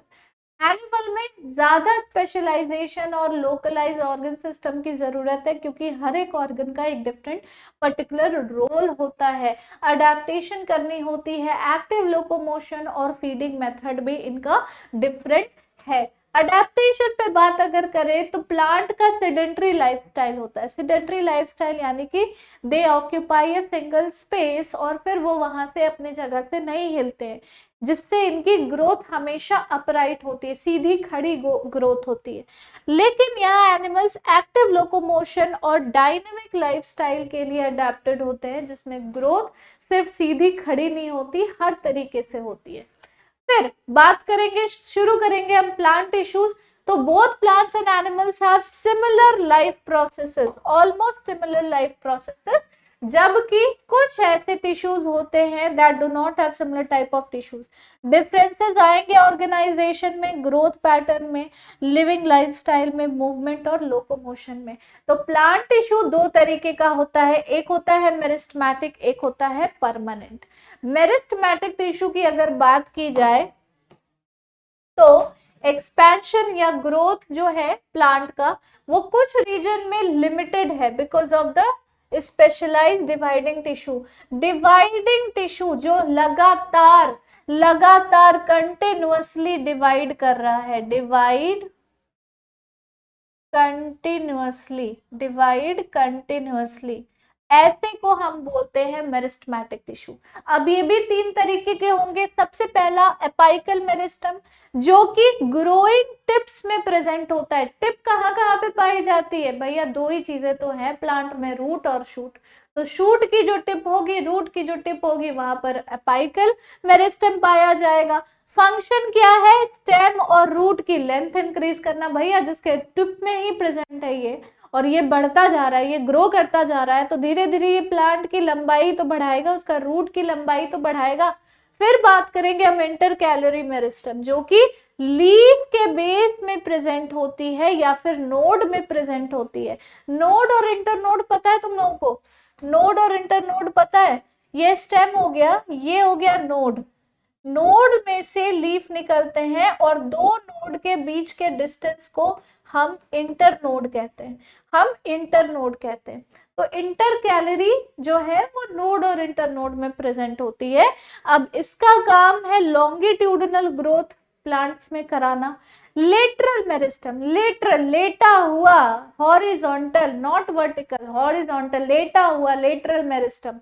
तो लेटा हुआ जो मेरिस्टम है ना, ये लेटरल साइड्स में प्रेजेंट होते हैं रूट और स्टेम के, जिसका काम होता है थिकनेस बढ़ाना। लेटा हुआ है, बैठे बैठे लोग फैल जाते हैं ना, सोते सोते लोग फैल जाते हैं, कोई एक्टिविटी नहीं है, इस तरीके से याद रखना ये चीज। लेटरल मेरिस्टम साइड में, लेटरल साइड में किनारे किनारे प्रेजेंट होते हैं, जिसका काम होता है अपनी ग्रोथ करा करा कर स्टेम को मोटा बड़ा सा बार्क बना दो, ठीक है। गर्थ बढ़ाने का काम, डायमीटर बढ़ाने का काम लेटरल मेरिस्टम का होता है। फिर परमानेंट टिश्यू पाई जाती है कुछ स्पेसिफिक पॉइंट में, छोटे स्फेरिकल पॉलीगोनल सेल्स होते हैं जिसमें डेंस साइटोप्लाज्म पाई जाती है। न्यूक्लियस बहुत ही बड़ा, प्रोमिनेंट यानी कि क्लियर पाया जाता है। वैक्यूल एब्सेंट होते हैं या फिर बहुत कम होते हैं इन नंबर। अब देखो, इंटर कैलोरी हो गया, बेस ऑफ लीफ यानी नोड में प्रेजेंट। एपाइकल हो गया, ये हो गया साइड वाले लेटरल मेरिस्टम। चलो बात करते हैं हम परमानेंट टिश्यू की। तो ये डिराइव होते हैं मेरिस्टेमेटिक सेल से। अरे हर एक टिश्यू कभी ना कभी मेरिस्टेमेटिक ही था। जैसे लास्ट चैप्टर में हम लोगों ने पढ़ा ना कि हर एक मल्टीसेलुलर ऑर्गेनिज्म कभी ना कभी सिंगल सेल हुआ करता था, वैसे ही प्लांट में हर एक टिश्यू कभी मेरिस्टेमेटिक सेल ही हुआ करता था।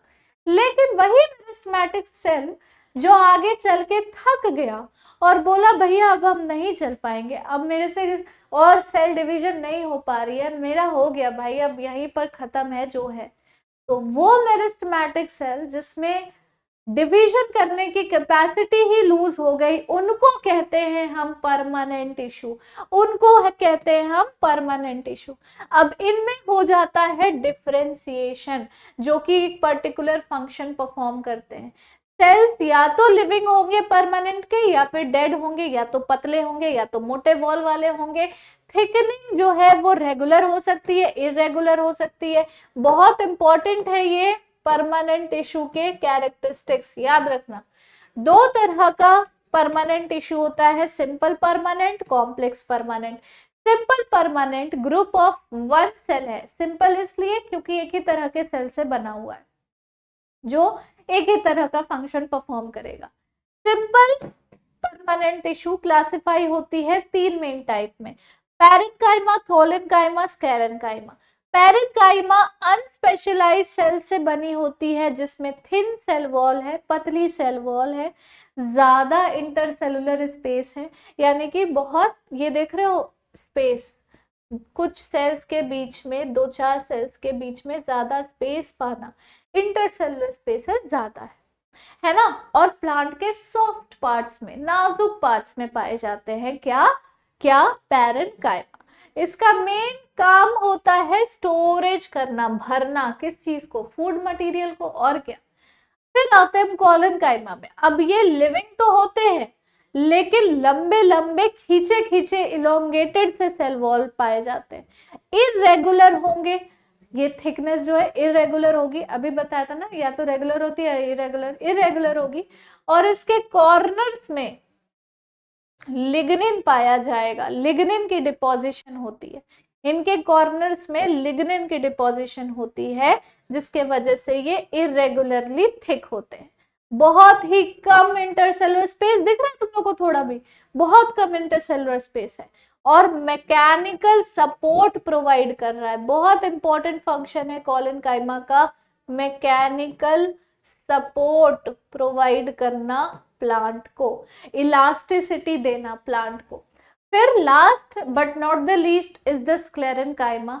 अब ये बेटा अंदर से मरा हुआ है, ठीक है, अंदर से बिल्कुल मर चुका है, ये अंदर से भी बाहर से भी मरा हुआ है, डेड टिश्यू है, डेड, कंपोज्ड है long narrow thick wall cell का, लंबे फिर पतले, कहीं पे चिपटे कहीं पे मोटे, ऐसे इरेगुलर शेप है, dead cells, no intercellular space. ये अब अंदर से टूट चुका है ना, अंदर से खत्म हो चुका है, अब इसके दिल में किसी के लिए भी जगह नहीं है, नो इंटरसेलुलर स्पेस।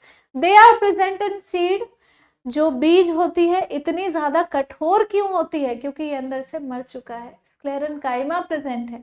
नट्स, अखरोट के छिलके इतने ज्यादा हार्ड क्यों होते हैं, स्क्लेरेन्काइमा मर चुका है अंदर से बेटा, कोई रहम नहीं है इसके अंदर, अब कोई प्यार नहीं है, कठोर है ये। Husk of coconut, fibres of jute, भाई साहब जितनी भी कठोर चीजें हैं वहां पर स्क्लेरेन्काइमा ही प्रेजेंट होता है, जो उसको कठोर बनाता है। फिर बात करते हैं हम कॉम्प्लेक्स परमानेंट टिश्यू की। अब क्या डिफरेंस है सिंपल और कॉम्प्लेक्स परमानेंट टिश्यू में? सिंपल परमानेंट टिश्यू एक ही तरह के सेल से बनी हुई होती है, चाहे वो पैरेन्काइमा हो, कॉलनकाइमा हो, स्क्लेरेन्काइमा हो, व्हाटएवर इट इज। लेकिन कॉम्प्लेक्स परमानेंट टिश्यू एक से ज्यादा टाइप ऑफ सेल से बनी हुई होती है, made up of more than one type of cell. ये सेल कोऑर्डिनेट करेंगे एक साथ आपस में कि अच्छा ठीक है तुम थोड़े अलग हो मुझसे, कोई बात नहीं, तुम मेरे से दोस्ती कर लो, हम एक जैसा काम कर सकते हैं, हम ज्यादा अच्छा काम कर सकते हैं, to perform a common function. Complex tissue भी दो मेन टाइप की होती है, जाइलम और फ्लोएम। जाइलम और फ्लोएम नाम तो सुना होगा तुम लोगों ने, है ना। बात करें अगर जाइलम की, तो ये एक ऐसा प्लांट टिश्यू है जिसका काम है वाटर और मिनरल का कंडक्शन करना। ट्रैकीड्स, जाइलम वेसल्स, फाइबर्स और जाइलम पैरेन्काइमा, ये 4 डिफरेंट टाइप ऑफ सेल से बना हुआ होता है जाइलम, इसीलिए कॉम्प्लेक्स कहलाता है। ट्रैकीड, जाइलम वेसल्स, fibers और xylem parenchyma, these are the different types of cells present in xylem। ट्रैकीड और वेसल्स जो है वो ट्रांसपोर्ट करेंगे वाटर को, बाकी पैरेन्काइमा का काम है फूड स्टोरेज करना। फाइबर्स जो है उसको रिजिडिटी, उस पूरे वेसल को, उस पूरे वैस्कुलर बंडल या फिर जाइलम को रिजिडिटी प्रोवाइड करता है, स्ट्रक्चर प्रोवाइड करता है। फ्लोएम का काम होता है फूड का ट्रांसपोर्टेशन या कंडक्शन करना फ्रॉम लीव्स टू प्लांट के पार्ट। अब इसके अंदर प्रेजेंट होते हैं sieve tubes, sieve cells, companion cells, parenchyma, phloem parenchyma और फ्लोएम फाइबर्स। फ्लोएम फाइबर्स, तो इतने सेल से, इतने टाइप ऑफ डिफरेंट सेल से बना हुआ होता है फ्लोएम, इसीलिए कॉम्प्लेक्स कहलाता है। ये है दोनों का पिक्चर, अगर चाहो तो ये बना भी सकते हो जब भी तुम्हारे एग्जाम में difference between xylem and phloem आएगा। This is the best content I can provide for you. Screenshot ले लो फटाफट से, बाकी पीपीटी आपको मिल जाएगी साइंस एंड फन के ऐप पे, ठीक है। स्क्रीनशॉट भी ले लो, बहुत ही प्यारा बढ़िया सा सिंपल सा डायग्राम है जो आप आसानी से बना भी सकते हो एंड लेबल भी कर सकते हो। बात करते हैं अब हम एनिमल टिश्यू की, तो ये है कुछ ग्रुप ऑफ सेल्स जिनमें सिमिलर स्ट्रक्चर पाया जाता है, सिमिलर फंक्शन पाया जाता है, जो एक साथ वर्क करते हैं टू परफॉर्म स्पेसिफिक फंक्शन या task with in the bodies of animal. Animal tissue 4 different type के होते हैं बेस्ड ऑन स्ट्रक्चर और फंक्शन। सबसे पहला है एपिथेलियल, जो कि हमारे आउटर लेयर्स में प्रेजेंट होता है। फिर होता है कनेक्टिव, जो बॉडी के हर एक पार्ट, हर एक ऑर्गन को कनेक्ट करने का काम करता है। फिर होता है मस्कुलर, जो कि हमारे मसल्स में पाए जाते हैं। और होता है हमारा नर्वस टिश्यू, जो कि हमारे न्यूरल सिस्टम में, नर्वस सिस्टम में पाया जाएगा। सबसे पहले बात करेंगे हम एपिथेलियल टिश्यू की। मैं थोड़ा सा पानी पी लेती हूँ।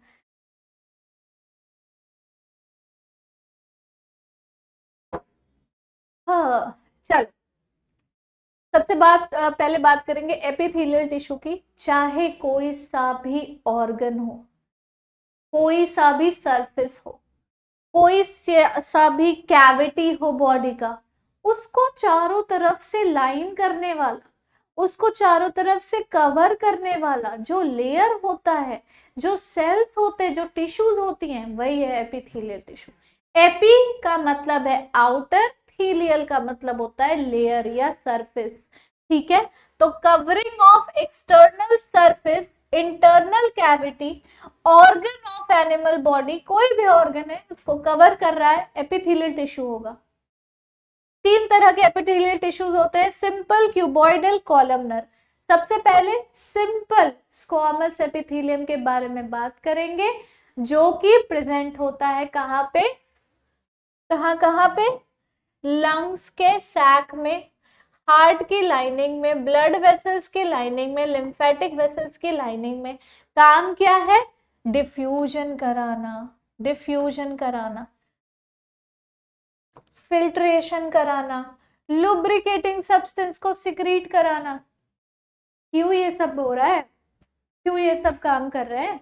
क्योंकि बेटा ये कवरिंग वाले मेम्ब्रेन्स है ना, कवर करने वाले मेम्ब्रेन्स है, पतले मेम्ब्रेन्स है, बहुत ही सिंपल, स्क्वामस, स्क्वामस, ठीक है।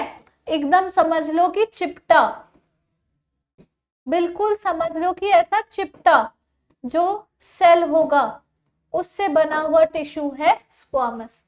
फिर है क्यूबॉइडल, जिसका शेप बिल्कुल क्यूब की तरह है, बिल्कुल क्यूब की तरह है। अब ये प्रेजेंट होते हैं डक्ट और सिक्रीटरी पोर्शंस ऑफ छोटे छोटे ग्लैंड और किडनी ट्यूब्यूल में, ठीक है। डक्ट का काम क्या होता है, या सिक्रीटरी पोर्शन का काम क्या होता है? सिक्रीशन करना, कोई चीज रिलीज करना, यानी कि ग्लैंड में जरूर पाया जाएगा, है ना, ग्लैंड में पाया जाएगा ताकि सिक्रीशन करे। तो सिक्रीशन और अब्जॉर्प्शन का काम होता है क्यूबॉइडल एपिथेलियम का। फिर आते हैं हम सिंपल कॉलमनर एपिथेलियम में। तो बड़े बड़े कॉलम के फॉर्म में, बड़े बड़े कॉलम के फॉर्म में ये सेल्स प्रेजेंट होते हैं। सीलिएटेड टिश्यूज, अगर मान लो सीलिया प्रेजेंट है कॉलमनर में तो सीलिएटेड कहलाएगा। ये प्रेजेंट होगी कहाँ पे? ब्रोंकाई में। ब्रोंकाई क्या है? तुम्हारे रेस्पिरेटरी सिस्टम का पार्ट है। यूटराइन ट्यूब्स में, यूट्रस में, स्मूथ और स्मूथ टिश्यूज में, यानी कि डाइजेस्टिव ट्रैक्ट और ब्लैडर, जहां पर स्मूथ ऑर्गन्स प्रेजेंट हैं। अब क्या हो सकता है इसका फंक्शन? अगर ये ऐसे ऐसे जगहों पर प्रेजेंट है तो इसका सीधा सीधा काम है अब्जॉर्प्शन का और कहीं कहीं पे म्यूकोस और एंजाइम को सिक्रीट करने का। फिर चलो बात करते हैं कनेक्टिव टिश्यू के बारे में। अब कनेक्टिव जैसा इसका नाम है वैसा इसका काम है। ये इंक्लूड करेगा ब्लड, जो कि हमारे पूरे बॉडी को कनेक्ट करता है, बोन पूरे बॉडी को कनेक्ट करता है, कार्टिलेज बॉडी को कनेक्ट करता है, लिगामेंट, टेंडन, एरियोलर, एडिपोज, ये कंट्रीब्यूट करते हैं हमारी बॉडी को स्ट्रक्चरल इंटेग्रिटी प्रोवाइड करने में। 3 तरह के कनेक्टिव टिश्यू होंगे, स्केलेटल, कनेक्टिव टिश्यू प्रॉपर और वैस्कुलर टिश्यू। सबसे पहले हम बात करेंगे स्केलेटल के बारे में। ये बोन और कार्टिलेज का बना हुआ होता है। बोन हार्ड होते हैं क्योंकि कैल्शियम की डिपोजिशन है, फॉस्फोरस की डिपोजिशन है। ओस्टियोसाइट बोला जाता है बोन की सेल्स को। ये हार्विसियन कैनाल के मैट्रिक्स में पाए जाते हैं, ठीक है, जो कंटेन करेगा ब्लड वेसल और nerve fibre. Connective tissue proper में आ जाता है टेंडन, जो कि कनेक्ट करता है मसल को बोन से। लिगामेंट, जो कि कनेक्ट करता है बोन को बोन से। एरियोलर टिश्यू एक्ट करेगा इस packaging tissue between organ. Adipose tissue fat store करने वाली टिश्यू है। कहते हैं ना मोटी चमड़ी, इसकी मोटी चमड़ी, इसको ठंड ही नहीं लगती है, ठंड के मौसम में भी पतला टी शर्ट पहनकर घूम रहा है। तो मोटी चमड़ी का मतलब क्या हो गया कि इसके स्किन के नीचे जो फैट की लेयर है वो ज्यादा डिपोजिशन ऑफ फैट के साथ है, जो उसकी बॉडी को इंसुलेशन प्रोवाइड कर रहा है, जिससे हीट एस्केप ही नहीं हो पा रही है, ठीक है। हीट अंदर में है बॉडी के अंदर, बाहर कितनी भी ठंड हो कोई उसको फर्क नहीं पड़ता, ठीक है। तो ये होता है डिपोज टिश्यू। ब्लड एक फ्लूइड कनेक्टिव टिश्यू है जिसका मैट्रिक्स होता है प्लाज्मा और वो बनते हैं blood cells. Plasma protein contain करेगा जैसे एल्ब्यूमिन, ग्लोब्यूलिन, फिब्रिनोजन। एल्ब्यूमिन का काम होता है ऑस्मोटिक बैलेंस मेंटेन करना। ग्लोब्यूलिन का काम होता है एंटीबॉडीज प्रोड्यूस करना। फिब्रिनोजन कुछ ऐसे प्रोटीन्स हैं जो ब्लड के क्लॉटिंग में हेल्प करते हैं, एज वेल एज बहुत सारे अलग अलग सब्सटेंसेस जो कि sodium ion, chloride ion, glucose, amino acid, vitamin, fatty acid, ये सब कंटेन करेगा। ये सब हमारे ब्लड में प्रेजेंट है। बात करें अगर मस्कुलर टिश्यू की तो इसका मेन काम होता है मूवमेंट प्रोवाइड करना। स्ट्राइटेड, स्मूथ और कार्डियक, तीन तरह के मसल्स होते हैं। स्ट्राइटेड को स्केलेटल मसल भी बोला जाता है, वॉलंटरी मसल भी बोला जाता है। सिलेंड्रिकल शेप में अनब्रांच्ड और मल्टी न्यूक्लियड, मोर देन वन न्यूक्लियस प्रेजेंट है। ज्यादा न्यूक्लियस क्यों प्रेजेंट है? क्योंकि ज्यादा एनर्जी चाहिए, ज्यादा काम करना है। ज्यादा काम क्यों करना है? क्योंकि स्ट्राइटेड मसल्स है, ये वो मसल है जो हमारे बोन के साथ अटैच है, हमारे स्केलेटल सिस्टम के साथ अटैच है। अगर मैं चाहूं तो मैं इस तरह से हाथ का मूवमेंट करूंगी, ना चाहूं तो नहीं करूंगी। तो ये वॉलंटरी मूवमेंट, आपका चलना, आपका डांस करना, आपका भागना, आपका हाथ से कोई मूवमेंट करना, आपका खाना खाना, आपका कोई सा भी काम जो आपके वॉलंटरी एक्शंस को रिप्रेजेंट कर रहा है, वहां पे प्रेजेंट जो मसल्स होंगे वो वॉलंटरी मसल्स या स्ट्राइटेड मसल या स्केलेटल मसल कहलाएंगे। स्मूथ मसल इनवॉलंटरी कहलाते हैं। इनवॉलंटरी का मतलब जिन मसल के मूवमेंट का आपके कॉन्शियस विल में कंट्रोल ना हो, उस मसल के मूवमेंट के लिए आपका कॉन्शियस रिस्पॉन्सिबल ना हो, अपने आप उसका इनवॉलंटरी मूवमेंट हो रहा है, तो वो हो गया स्मूथ मसल। जैसे हमारे एलिमेंट्री कनाल में, डाइजेस्टिव सिस्टम में जो पूरे ऑर्गन्स वर्क कर रहे हैं, मूवमेंट कर रहे हैं, पेरिस्टालसिस हो रही है ना, खाने को पहुंचाने के लिए, ये मूवमेंट अपने आप हो रहा है, अपने आप हो रहा है, तो ये स्मूथ मसल्स कहलाएंगे। कार्डियक मसल भी इनवॉलंटरी होते हैं क्योंकि आपका जो दिल धड़क रहा है, आपका कार्डियक, आपका दिल बना है किससे? कार्डियक मसल से। धड़क रहा है, क्या आप चाहते हो कि वो धड़के या नहीं चाहते हो कि वो ना धड़के? आपके चाहने ना चाहने से कुछ नहीं होगा, ये इनवॉलंटरी अपना काम कर रहा है। तो जब इनवॉलंटरी काम हो रही है तो वो इनवॉलंटरी मसल कहलाएगा। सिलेंड्रिकल, ब्रांच्ड और यूनिन्यूक्लियस, सिंगल न्यूक्लियस का प्रेजेंट होता है। फिर बात करते हैं नर्वस टिश्यू, जो फंडामेंटल है to rapid communication with the body. Neurons consist करता है। हमारे ब्रेन में, स्पाइनल कॉर्ड में, हमारे नर्व्स में नर्वस टिश्यू प्रेजेंट है। न्यूरॉन होते क्या है? यहाँ पे तुम्हें पिक्चर दिख रही है इसकी। जो नर्वस टिश्यू के सेल्स हैं, ये सेल बॉडी, एक्सॉन और डेंड्राइट कंटेन करते हैं। This is the dendrite portion, ये है सेल बॉडी और इसको हम कहते हैं एक्सॉन। अगले क्लास में जब आप जाओगे तो आप इसके बारे में बहुत ही डिटेल में पढ़ने वाले हो। शुरू करते हैं हम लोग तीसरा chapter, that is improvement in food resources. बहुत इंपॉर्टेंट, बहुत सारी चीजें इसमें समझने के लिए। चलो लेट्स स्टार्ट। चलो अब देखो, सबसे पहले ना चैप्टर के नाम को थोड़ा सा बाइफरकेट करके देखते हैं कि इस चैप्टर का नाम आखिर ऐसा है क्यों, या क्या मतलब है इसका। फूड रिसोर्स क्या होता है? फूड रिसोर्स किसको कहते हैं?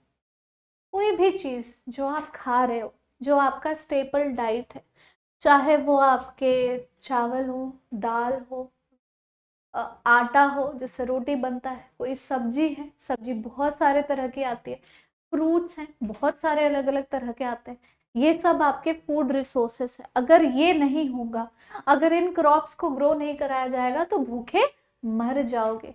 अब इन्हीं क्रॉप्स को किस तरीके से हम इम्प्रूव कर सकते हैं ताकि कम से कम लागत में, कम से कम लागत यानी कि कम से कम इन्वेस्टमेंट में ज्यादा से ज्यादा प्रोडक्ट हमें मिले, ज्यादा से ज्यादा यील्ड हमें मिले, ज्यादा से ज्यादा पैदावार हमें मिले, इसके बारे में है ये पूरा चैप्टर कि किस तरीके से हम अपने फूड रिसोर्सेस की क्वालिटी को इम्प्रूव कर सकते हैं, क्वांटिटी को इम्प्रूव कर सकते हैं, प्रोटेक्ट कर सकते हैं पेस्ट और डिजीजेस से। क्या अलग अलग तरह के फूड रिसोर्सेज होते हैं जो हमारे लिए हैं, जिसकी अलग अलग इंडस्ट्री है, जैसे कि फिश कीपिंग या फिर पिसीकल्चर, बी कीपिंग यानी एपीकल्चर। फिशेस हमें प्रोटीन प्रोवाइड कर रहा है, फिशेस बहुत सारे पार्ट्स में स्टेपल डाइट है, उसके बिना वो खाना नहीं खा सकते। बी कीपिंग, एपीकल्चर, हनी जिसका न्यूट्रिशनल वैल्यू के बारे में मैं कितनी भी चीजें बोलूंगी वो कम होगा। वैक्स प्रोवाइड करना जिससे कई सारे कॉस्मेटिक प्रोडक्ट्स बन रहे हैं, जिससे दवाइयां बन रही हैं, बहुत कुछ बन रहा है। ठीक है, पोल्ट्री, चिकन और एग्स का पूरा इंडस्ट्री, एग जो कि प्रोटीन प्रोवाइड कर रहा है, चिकन जो कि प्रोटीन प्रोवाइड कर रहा है, मीट है, everything is included in your food resources. So let's start. Rising global population and heightened food demand necessities and necessitate an intricate study of food resource improvement. This imperative underscores the need for advancements in agriculture and animal husbandry practices to ensure sustainable food production.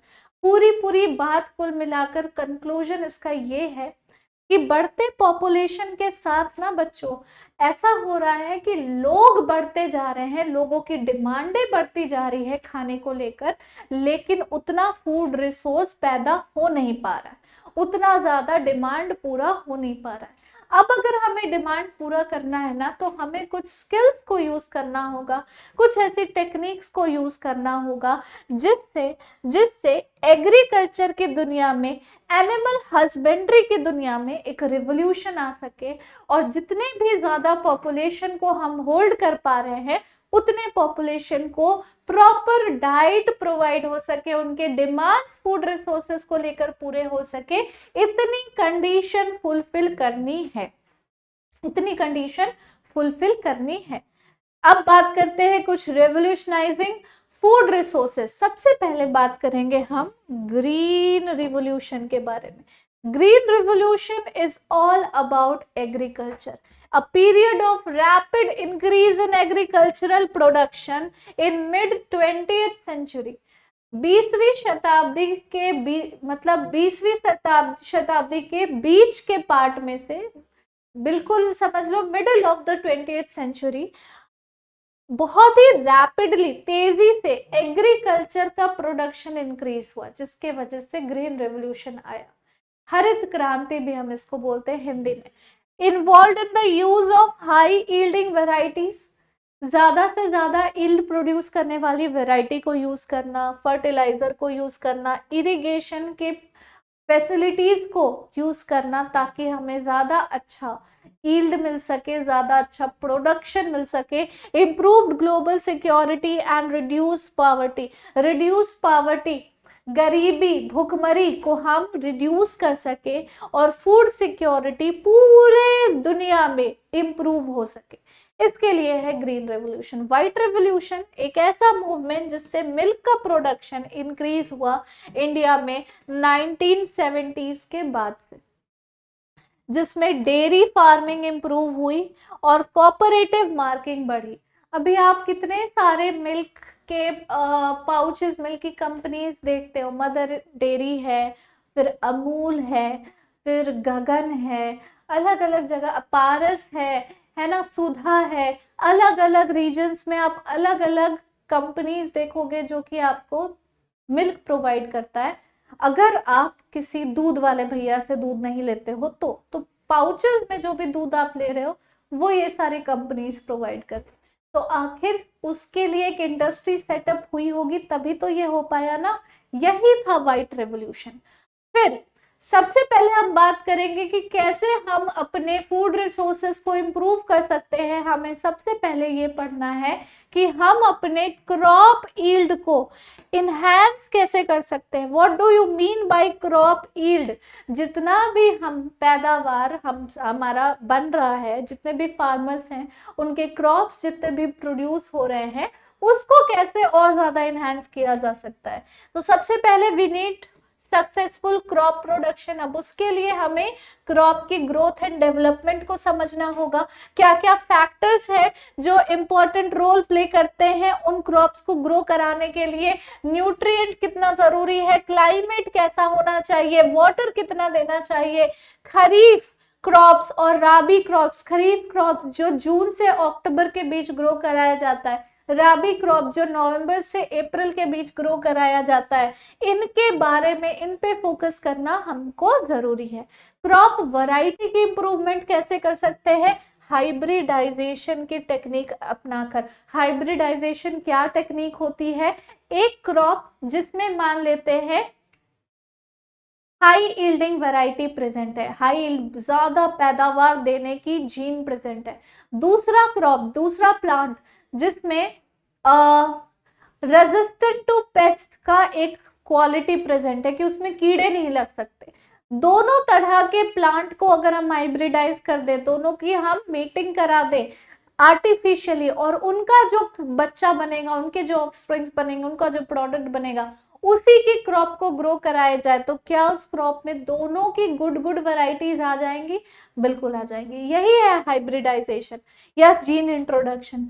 Hybridisation involve करता है crossing genetically dissimilar plant को। Genetically dissimilar plant होंगे तभी तो दूसरे दोनों अलग अलग जीन्स के क्रॉस होने से दोनों जीन का फायदा एक सिंगल क्रॉप में मिलेगा। जीन इंट्रोडक्शन रिजल्ट करता है जेनेटिकली मॉडिफाइड क्रॉप्स को। फिर क्या क्या फैक्टर्स हैं वैरायटी इंप्रूवमेंट के लिए? हमें ज्यादा यील्ड लेनी पड़ेगी, इंप्रूव्ड क्वालिटी, बायोटिक एबायोटिक का रेजिस्टेंस होना चाहिए। बायोटिक एबायोटिक रेजिस्टेंस मतलब कि कोई सा भी पेस्ट, कोई सा भी कीड़ा उसमें ना लगे, चाहे कितनी भी एबायोटिक रेजिस्टेंस आ जाए, यानी कि सूखा पड़ गया या बाढ़ आ गया या बहुत ज्यादा टेम्परेचर हाई है, बहुत ज्यादा टेम्परेचर लो है, कैसा भी कंडीशन हो एबायोटिकली, उसके लिए रेजिस्टेंस प्रोवाइड करना। Change in maturity duration, wider adaptability, desirable agronomic characteristics. Desirable agronomic characteristics का मतलब क्या होता है कि एग्रीकल्चर पॉइंट ऑफ व्यू से जितने भी पॉसिबल चेकलिस्ट होनी चाहिए क्रॉप्स के लिए, वो डिजायरेबल होनी चाहिए। अडेप्टेशन, वो क्रॉप अच्छा रखता हो, वाइड अडेप्टेशन हो, कि ऐसा ना हो कि थोड़ा सा भी अनफेवरेबल सिचुएशन आया और क्रॉप सारे मर गए, ऐसा नहीं होना चाहिए। फिर क्रॉप प्रोडक्शन के मैनेजमेंट हम कैसे करेंगे? क्रॉप प्रोड्यूस तो हो गया है, अब उसको कैसे मैनेज करना चाहिए, कैसे मैनेज कर पाएंगे? इंडिया में बहुत या फिर उससे सिमिलर कंट्रीज में एग्रीकल्चर प्रोमिनेंट है। प्रोमिनेंट का मतलब कि ये एग्रीकल्चर वाली ही कंट्री है। हमारा सबसे ज्यादा जो मैक्सिमम समझ लो कि काम है ना, वो एग्रीकल्चर से रिलेटेड है। Farming can vary from small scale to large scale operation. ठीक है, फार्मिंग जो है वो छोटे लोग, छोटे से छोटे फार्मर से लेकर बड़े से बड़े एग्रीकल्चरिस्ट भी कर रहे हैं। Very based on land, financial resources and technology. जमीन कितनी बड़ी है, छोटी से छोटी जमीन पर भी खेती हो रही है, बड़ी से बड़ी जमीन पर भी खेती हो रही है। फाइनेंशियल रिसोर्सेज कम है तो भी खेती हो रही है, ज्यादा है तो भी खेती हो रही है। टेक्नोलॉजी ज्यादा किसी के पास नहीं है तो भी खेती कर रहे हैं, ज्यादा है तो भी खेती कर रहे हैं, यानी खेती करने का ही देश है हमारा। लेवल नो कॉस्ट या low cost, high cost production practices, हर तरह के प्रोडक्शन प्रैक्टिसेस हो रहे हैं इंडिया में। सिमिलर कंट्रीज में नो कॉस्ट पे भी हो रहा है, लो कॉस्ट पे भी हो रहा है, हाई कॉस्ट पे भी हो रहा है। नेक्स्ट, प्लांट के लिए न्यूट्रिएंट्स कितना ज्यादा इंपॉर्टेंट रोल प्ले करते हैं to improve food resources supplied by air water soil. Air water soil का सप्लाई अच्छा होना चाहिए। देयर आर 16 एसेंशियल न्यूट्रिएंट्स जो प्लांट के लिए इंपॉर्टेंट है। एयर में कार्बन डाइऑक्साइड, यहाँ पर बस कार्बन लिखा है, डाई मैं लिख देती हूँ, कार्बन डाइऑक्साइड ऑक्साइड होना चाहिए, पर ठीक है कोई बात नहीं। वाटर, हाइड्रोजन, ऑक्सीजन, ये सब प्रेजेंट होना चाहिए। सॉइल में नाइट्रोजन होना चाहिए, फॉस्फोरस होना चाहिए, potassium, calcium, magnesium, sulphur, these are important macronutrients. Micronutrients की अगर हम बात करें तो iron, manganese, boron, zinc, copper, molybdenum, chlorine present होना चाहिए। अच्छा, क्या डिफरेंस है मैक्रोन्यूट्रिएंट्स और माइक्रोन्यूट्रिएंट्स में? ऐसा नहीं है कि इन न्यूट्रिएंट्स का साइज बड़ा है तो ये मैक्रो कहला रहे हैं, साइज छोटा है तो माइक्रो। जो न्यूट्रिएंट ज्यादा अमाउंट में चाहिए होती है क्रॉप्स को ग्रो करने के लिए, उनको कहते हैं मैक्रो न्यूट्रिएंट। जो न्यूट्रिएंट स्मॉल अमाउंट में भी होना चलेगा क्रॉप्स के लिए ग्रो करने के लिए अच्छे तरीके से, they are known as micro nutrient. So it is based on how much they need, how much crops need, availability. Manure क्या होता है? मैन्योर कंटेन करते हैं हम ऑर्गेनिक मैटर और न्यूट्रिएंट्स।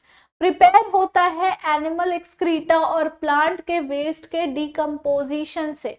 अभी मैंने थोड़ी देर पहले ही बताया था ना कि कुछ घरों में ऐसा मैन्योर बनाने का प्रैक्टिस होता है। मेरी मम्मी भी पहले करती थी कि घर में जितना भी बायोडिग्रेडेबल वेस्ट है ना उसको इकट्ठा किया एंड देन उसको डिकम्पोज करने के लिए छोड़ दिया। प्रॉपर गर्मियों के मौसम में बहुत जल्दी हो जाता है क्योंकि ह्यूमिडिटी होती है, टेम्परेचर हाई होता है, सनलाइट भी मिल रही है, थोड़ा बहुत वाटर भी दे दिया, उसमें मॉइस्चर भी दे दिया, फटाफट डिकम्पोजिशन होता है। वो डिकम्पोज्ड मटेरियल मैन्योर कहलाएगा जो सॉइल को इनरिच कर देता है और फर्टिलिटी को इनहैंस कर देता है, फर्टिलिटी बढ़ा देता है। टाइप्स ऑफ मैन्योर, सबसे पहला है कंपोस्ट जिसमें फार्म का ही वेस्ट यूज करते हैं, लाइफ स्टॉक का एक्सक्रीटा यानी कैटल्स का एक्सक्रीटा, गोबर हो गया, उनका यूरिन हो गया, वट एवर इट इज, ठीक है। वेजिटेबल का waste, vermi compost another type है मैन्योर का जिसमें हम रेड वर्म्स को यूज करके, वर्मी वर्म्स को यूज करके हम डिकम्पोजिशन कराते हैं। फिर आता है ग्रीन मैन्योर जिसमें प्लांट जैसे कि सनहेम या गुआर को ग्रो करते हैं और उसको सॉइल के साथ उसको मिक्स करेंगे before crop seeding, before we are going to seed the crop, उसमें बीज डालने से पहले we are going to plough it. Next है fertilisers, commercially produce plant nutrients. Fertilisers कुछ ऐसे केमिकल्स होते हैं जो इंडस्ट्रीज में सिंथेटिकली बनाए जाते हैं, आर्टिफिशियली बनाए जाते हैं, that are used as a plant nutrient. Supply nitrogen, phosphorus, potassium यानी कि मैक्रो न्यूट्रिएंट्स की सप्लाई फर्टिलाइजर देता है। ये इंश्योर करता है कि वेजिटेटिव ग्रोथ होगी, प्लांट हेल्दी होंगे, हायर यील्ड प्रोड्यूस होगी, हाई कॉस्ट फार्मिंग होगा। ऑर्गेनिक फार्मिंग में और इसमें क्या डिफरेंस है? ऑर्गेनिक फार्मिंग में किसी भी तरह के आर्टिफिशियल केमिकल्स को, सिंथेटिक केमिकल्स को यूज नहीं किया जाता है। ये प्रमोट करता है ऑर्गेनिक प्रैक्टिसेस जिसमें कम से कम केमिकल्स का यूज हो, ज्यादा से ज्यादा बायो एजेंट को यूटिलाइज कर सके, बायो पेस्टिसाइड को यूटिलाइज कर सके, एनकरेज करे मिक्स्ड क्रॉपिंग ताकि उस पर्टिकुलर टाइम को कम से कम टाइम में ज्यादा से ज्यादा पैदावार हमें मिले, पेस्ट कंट्रोल, न्यूट्रिएंट प्रोविजन, ये सारी चीजें हमें प्रोवाइड करनी होती है। फिर आते हैं हम इरिगेशन में। प्रॉपर इरिगेशन, इरिगेशन क्या होता है? इरिगेशन का मतलब होता है कि हम किस तरीके से वाटर एंड न्यूट्रिएंट्स प्रोवाइड कर रहे हैं टू द प्लांट। वाटर को समझ लो सप्लाई करने का प्रोसेस है इरिगेशन। क्रूशियल होता है क्रॉप सक्सेस के लिए by providing water at the right stage, जिससे क्रॉप की यील्ड इंक्रीज हो जाती है। अब इसमें भी टाइप होते हैं इरिगेशन सिस्टम के, वेल्स है, कनाल्स है, रिवर है, टैंक है। वेल, गड्ढा खोद दिया, उसमें पानी कलेक्ट कर दिया, वाटर बियरिंग स्ट्रेटा लगा दिया, एक ट्यूबवेल लगा दिया, और ट्यूबवेल जो है वो डीप स्ट्रेटा में, ज्यादा नीचे जमीन के लेवल में पहुंचता है, और पंपिंग होती है इरिगेशन के लिए। ट्यूबवेल एक तरह से समझ लो। रिवर लिफ्ट सिस्टम, जिसमें वाटर को डायरेक्टली नदियों से निकाला जाता है ताकि हम इरिगेशन दे सके उन नदियों के किनारे किनारे क्रॉप्स के ऊपर। टैंक, छोटा सा स्टोरेज रिजर्वायर होता है जो स्टोर करेगा run of from smaller catchment areas. Tank आप लोगों ने देखा होगा, पानी टंकी लगी होती है, वहां से डायरेक्टली भी पानी आता है फॉर इरिगेशन पर्पस। फिर बात करेंगे हम क्रॉपिंग पैटर्न्स की, तो ये अलग अलग वेज शो करेगा क्रॉप को ग्रो कराने के लिए ताकि ज्यादा से ज्यादा मैक्सिमम बेनिफिट मिल सके। बहुत सारे डिफरेंट वेज होते हैं जो इंक्लूड करता है मिक्स्ड क्रॉपिंग, एक से ज्यादा टाइप ऑफ क्रॉप्स हमने एक ही लैंड में ग्रो करा दिया। इंटर क्रॉपिंग, एक के बाद एक खरीफ और राबी क्रॉप्स को ऑल्टरनेट बेसिस पर हमने ग्रो करा दिया। क्रॉप रोटेशन, रोटेट किए जा रहे हैं हम एक ही सिंपल क्रॉप को। तो मिक्स क्रॉपिंग क्या है? ग्रोइंग मल्टीपल क्रॉप टुगेदर, जैसे कि हम गेहूं और चने को एक साथ, व्हीट और ग्राम को एक साथ हम ग्रो करा सकते हैं। ग्राउंडनट और सनफ्लावर को एक साथ ग्रो करा सकते हैं, जिससे डिजीज होने का रिस्क भी कम हो जाता है और प्रोटेक्शन प्रोवाइड होती है क्रॉप फेलियर के अगेंस्ट। दूसरा है इंटर क्रॉपिंग, देख रहे हो बीच बीच में ऐसा ऑल्टरनेट वे में सब दिया हुआ है। डाइवर्सिफिकेशन अलाउ 2 और more crop together in alternating rows to maximize nutrient utilization, prevent pest और diseases। इंटरक्रॉपिंग, एक रो है किसी और क्रॉप का, दूसरा किसी और का, तीसरा किसी और को, फिर चौथा पहले वाले का, दूसरा दूसरे वाले का, ऐसे करके ऑल्टरनेट रोज में जब हम क्रॉप्स को ग्रो करते हैं, डिफरेंट टाइप ऑफ क्रॉप्स को ग्रो करते हैं, तो पेस्ट लगने की संभावना भी कम हो जाती है। ज्यादा से ज्यादा उस मिट्टी के न्यूट्रिएंट का यूटिलाइजेशन होता है और कम फर्टिलाइजर में ज्यादा पैदावार हमको ज्यादा क्रॉप्स के मिल सकते हैं। तीसरा है क्रॉप रोटेशन, ये डिफरेंट क्रॉप्स को ग्रो कराना on same land considering factor कि क्रॉप ड्यूरेशन और मॉइस्चर कितना मिल रहा है। Planning multiple crops per year to improve harvest success.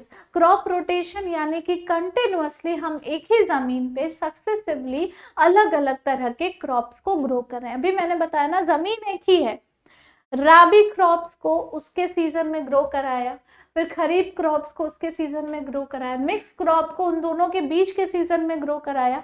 यानी पूरा कहते हैं ना समय का सही उपयोग, सदुपयोग, वैसे जमीन का सही उपयोग होता है इसमें क्रॉप रोटेशन में।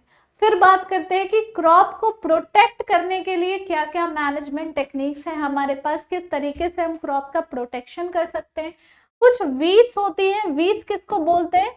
वीड्स बोलते हैं अनवांटेड प्लांट्स को।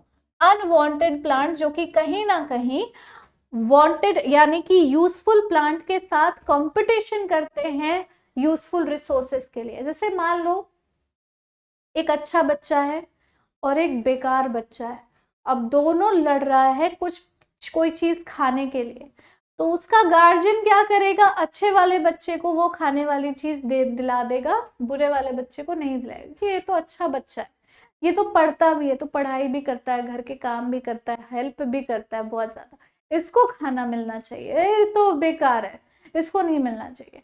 तो अनवांटेड प्लांट कॉम्पीट करते हैं क्रॉप्स के साथ बहुत सारे न्यूट्रिशनल बेनिफिट्स लेने के लिए। तो उनको अगर हम नहीं हटाएंगे ना, तो इनके हिस्से का, क्रॉप के हिस्से का सारा न्यूट्रिशन, सारा समझ लो रिसोर्सेस सब कुछ चला जाएगा उनके पास। तो ज़ैंथियम, पार्थेनियम, कैरेट ग्रास, कॉपरनिकस, रोडेंटस, ये सब कंपीट करते हैं क्रॉप्स के साथ फॉर रिसोर्सेस, रिड्यूस करते हैं क्रॉप की ग्रोथ को। टाइमली अगर वीड रिमूवल किया गया अर्ली क्रॉप स्टेज में तो ही हम सक्सेसफुल हार्वेस्ट ले सकते हैं। इंसेक्ट के जो पेस्ट होते हैं जो ट्रिपल थ्रेट पोज करते हैं प्लांट को, सबसे पहले ये रूट को, स्टेम को, लीव्स को कट कर देंगे, ठीक है, सेल सैप को सक कर लेंगे फ्रॉम प्लांट के पार्ट्स, बोर कर देंगे स्टेम और फ्रूट, बोर कर देना यानी छेद हो जाना, ठीक है, छोटे छोटे होल्स हो जाना। देखा होगा तुम लोगों ने कुछ फल ऐसे होते हैं जिसमें छेद हो चुका होता है, बेकार सड़ गए ना, वो स्टेम्स में छेद हो गए, वो कहीं ना कहीं उस पूरे क्रॉप को खराब कर रहा है। ये एक्टिविटी एडवर्सली इंपैक्ट करती है क्रॉप के हेल्थ को, जिससे ईल्ड यानी पैदावार रिड्यूस हो जाती है। प्रिवेंटिव मेजर क्या क्या ले सकते हैं? सबसे पहले वैरायटी हमें पेस्ट रेजिस्टेंट या डिजीज रेजिस्टेंट ही लेना है। वैरायटी हाइब्रिडाइजेशन करो चाहे कुछ भी करो, पर हमें डिजीज रेजिस्टेंट वैरायटी को ही यूज करना है क्रॉप को ग्रो कराने के लिए। साइमल्टेनियस क्रॉप ग्रोथ, ग्रोइंग 2 और more crop simultaneously same field पर, यह पेस्ट साइकिल को डिसरप्ट कर सकती है। Summer ploughing, deep ploughing, ploughing यानी क्या होता है, मिट्टी को डिग कर करके हम न्यूट्रिएंट्स बढ़ाते हैं ना उसकी, यार उसको क्या कहते हैं हिंदी में, I am not getting that word in Hindi, उसको कमेंट करना अगर तुम्हें पता होगा। That is ploughing. Deep ploughing की जाएगी समर में, जिसके वजह से डुअल पर्पस होगा। सबसे पहला, बोथ पेस्ट और वीड्स विल बी रिमूव्ड, ठीक है, और ये कंट्रीब्यूट करेंगे हेल्दियर क्रॉप को। क्यों? क्योंकि अंदर के सारे न्यूट्रिएंट्स ऊपर की तरफ आ गए। अरे यार ट्रैक्टर और बैलगाड़ी को यूज किया जाता है ना फ्लो करने के लिए, इस तरीके से पीछे लोहे का वो बना होता है जो कि मिट्टी को अंदर से मिट्टी को निकालकर ऊपर लेकर आता है। तो ये एक तरह का रोटेशन है जिससे मिट्टी जो है वो बहुत खाद वाली मिट्टी बन जाती है, फर्टिलाइज्ड हो जाती है। फिर आ जाते हैं अब हम लोग टॉपिक एनिमल हस्बेंड्री में। It is a scientific management of animal life stock. Life stock का मतलब क्या हो गया? Those animals use for our food resources are known as life stock. ये इंक्लूड करते हैं वेरियस एस्पेक्ट जैसे कि फीडिंग, ब्रीडिंग और डिजीज कंट्रोल। अगर ये तीनों चीजें नहीं करेंगे तो एनिमल हस्बेंड्री नहीं हो पाएगी। एनिमल बेस्ड फार्मिंग इंक्लूड करते हैं कैटल, गोट, शिप, पोल्ट्री और फिश फार्मिंग, जिसके बारे में हम अभी पढ़ने वाले हैं।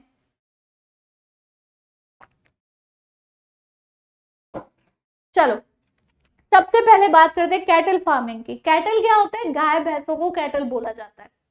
अब ये करेंगे क्या?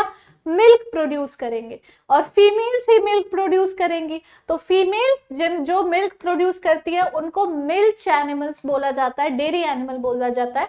जबकि जो मेल होते हैं जो मिल्क नहीं प्रोड्यूस करते हैं वो फार्म लेबर की तरह काम करते हैं, उनको ड्रॉट एनिमल बोला जाता है। एनिमल का जो फीड है वो इंक्लूड करेगा रफेज। रफेज यानी कि फाइबर युक्त खाना, विच इज लार्ज फाइबर और कॉन्सेंट्रेट जो लो इन कॉन्सेंट्रेट अलग होता है, रफेज अलग होता है। कॉन्सेंट्रेट लो इन फाइबर होंगे, कंटेन करेंगे relatively high level of protein और अदर न्यूट्रिएंट। पोल्ट्री फार्मिंग कैसे की जाती है? Aim to breed improve poultry with specific trait जैसे कि इनहैंसिंग रिप्रोडक्टिव कैपेसिटी। हमें कमर्शियल चिक प्रोडक्शन करना होता है, हमें ऐसे ब्रीड्स डेवलप करने होते हैं जो समर से रेजिलियंट हो, लो मेंटेनेंस हो, जिन पे ज्यादा खर्चा ना करना पड़े, अडेप्टेबिलिटी होनी चाहिए, कॉस्ट इफेक्टिव डाइट उनको देना पड़ेगा, तो जाके एक प्रॉपर पोल्ट्री फार्मिंग डेवलप हो सकती है। फिश प्रोडक्शन, बहुत सारी मराइन फिशेस जैसे पॉम्फ्रेट, मैकरेल, टूना, ये सब कितने ज्यादा पॉपुलर है, आप लोगों ने सुना भी होगा इनका नाम। जबकि मलट, भेटकी, प्रॉन्स, ये सब इकोनॉमी को कंट्रीब्यूट करते हैं। They are very delicious, they are delicacies. उसके बाद डिप्लीशन अगर हो जाए मराइन फिश स्टॉक की तो वो बूस्ट करता है मैरीकल्चर को। फिश रिसोर्सेज इंक्लूड करते हैं फ्रेश वाटर या ब्रैकिश वाटर, डिपेंडिंग अपॉन कि वो फिश कौन सी है, फ्रेश वाटर वाली फिश है या ब्रैकिश वाटर खारे पानी वाली फिश है। With composite fish culture system, composite fish culture system जहां पर फिशेस को ग्रो कराया जाता है, ठीक है। एक्सटेंसिव फार्मिंग होती है, combining species in a single pond, तो छोटे छोटे पॉन्ड्स डेवलप किए जाते हैं ताकि वो फिशेस को ग्रो कराया जा सके। वो फिशेस किस टाइप की है उस पर डिपेंड करेगा कि वो जिस पॉन्ड में है उनका पानी कैसा होगा, उसके साथ के ऑर्गेनिजम्स कैसे होंगे एंड पूरा इकोसिस्टम कैसा होगा। फिर है बी कीपिंग, वाइटल है एग्रीकल्चर में, जो एडिशनल इनकम प्रोवाइड कर सकता है हनी के प्रोडक्शन के थ्रू, मेडिसिनल वैक्स के थ्रू, जो भी एपिस सेनाना के वेराइटीज है, इंडिका एपिस इंडिका के वेराइटीज हैं, यानी कि इंडियन हनी बी, ठीक है। फिर इटालियन बीज, ये सब हनी के लिए यूज की जाती है। इटालियन बीज को प्रेफर किया जाता है हाई यील्ड के लिए, इनका नेचर भी काम होता है, ज्यादा अग्रेसिव नहीं होती। लॉन्गेविटी, लॉन्जेविटी का मतलब होता है ज्यादा उम्र होना, इनका लाइफ स्पैन ज्यादा होना, और ब्रीडिंग। हनी की क्वालिटी डिपेंड करती है कि कौन से फ्लावर से नेक्टर लिया गया है, इम्पैक्ट करेगा हनी के टेस्ट को। चलो, so this was all about पूरा का पूरा complete biology everyone, and now I think it is time that तुम्हें इतना कॉन्फिडेंट तो फील कर ही लेना चाहिए कि तुम्हारी पूरी बायोलॉजी खत्म हो गई है। कहाँ कहाँ से क्वेश्चंस पूछे जा सकते हैं ये भी मैंने तुम्हें बता दिया। एंड अब इस पीपीटी के जरिए तुम्हारे पास नोट्स भी है कि अगर मान लो इन दोनों के बीच का डिफरेंस पूछ लिया तो कैसे लिखोगे, डायग्राम पूछ लिया कैसे बनाओगे, everything all in one in a single package. I hope you guys have liked the lecture, सबको समझ में आया, कोई ऐसा बच्चा नहीं है जिसे कोई चीज नहीं समझ में आई हो। एक बढ़िया सा रेड हार्ट दे देना कमेंट बॉक्स में, लाइक कर देना और शेयर कर देना। All the very best for your exam, अच्छे से पढ़ो मन लगा के, और फिर हम मिलेंगे तुमसे अगले क्लास में जब तुम क्लास 10th में जाओगे। Take care and bye bye, thank you so much.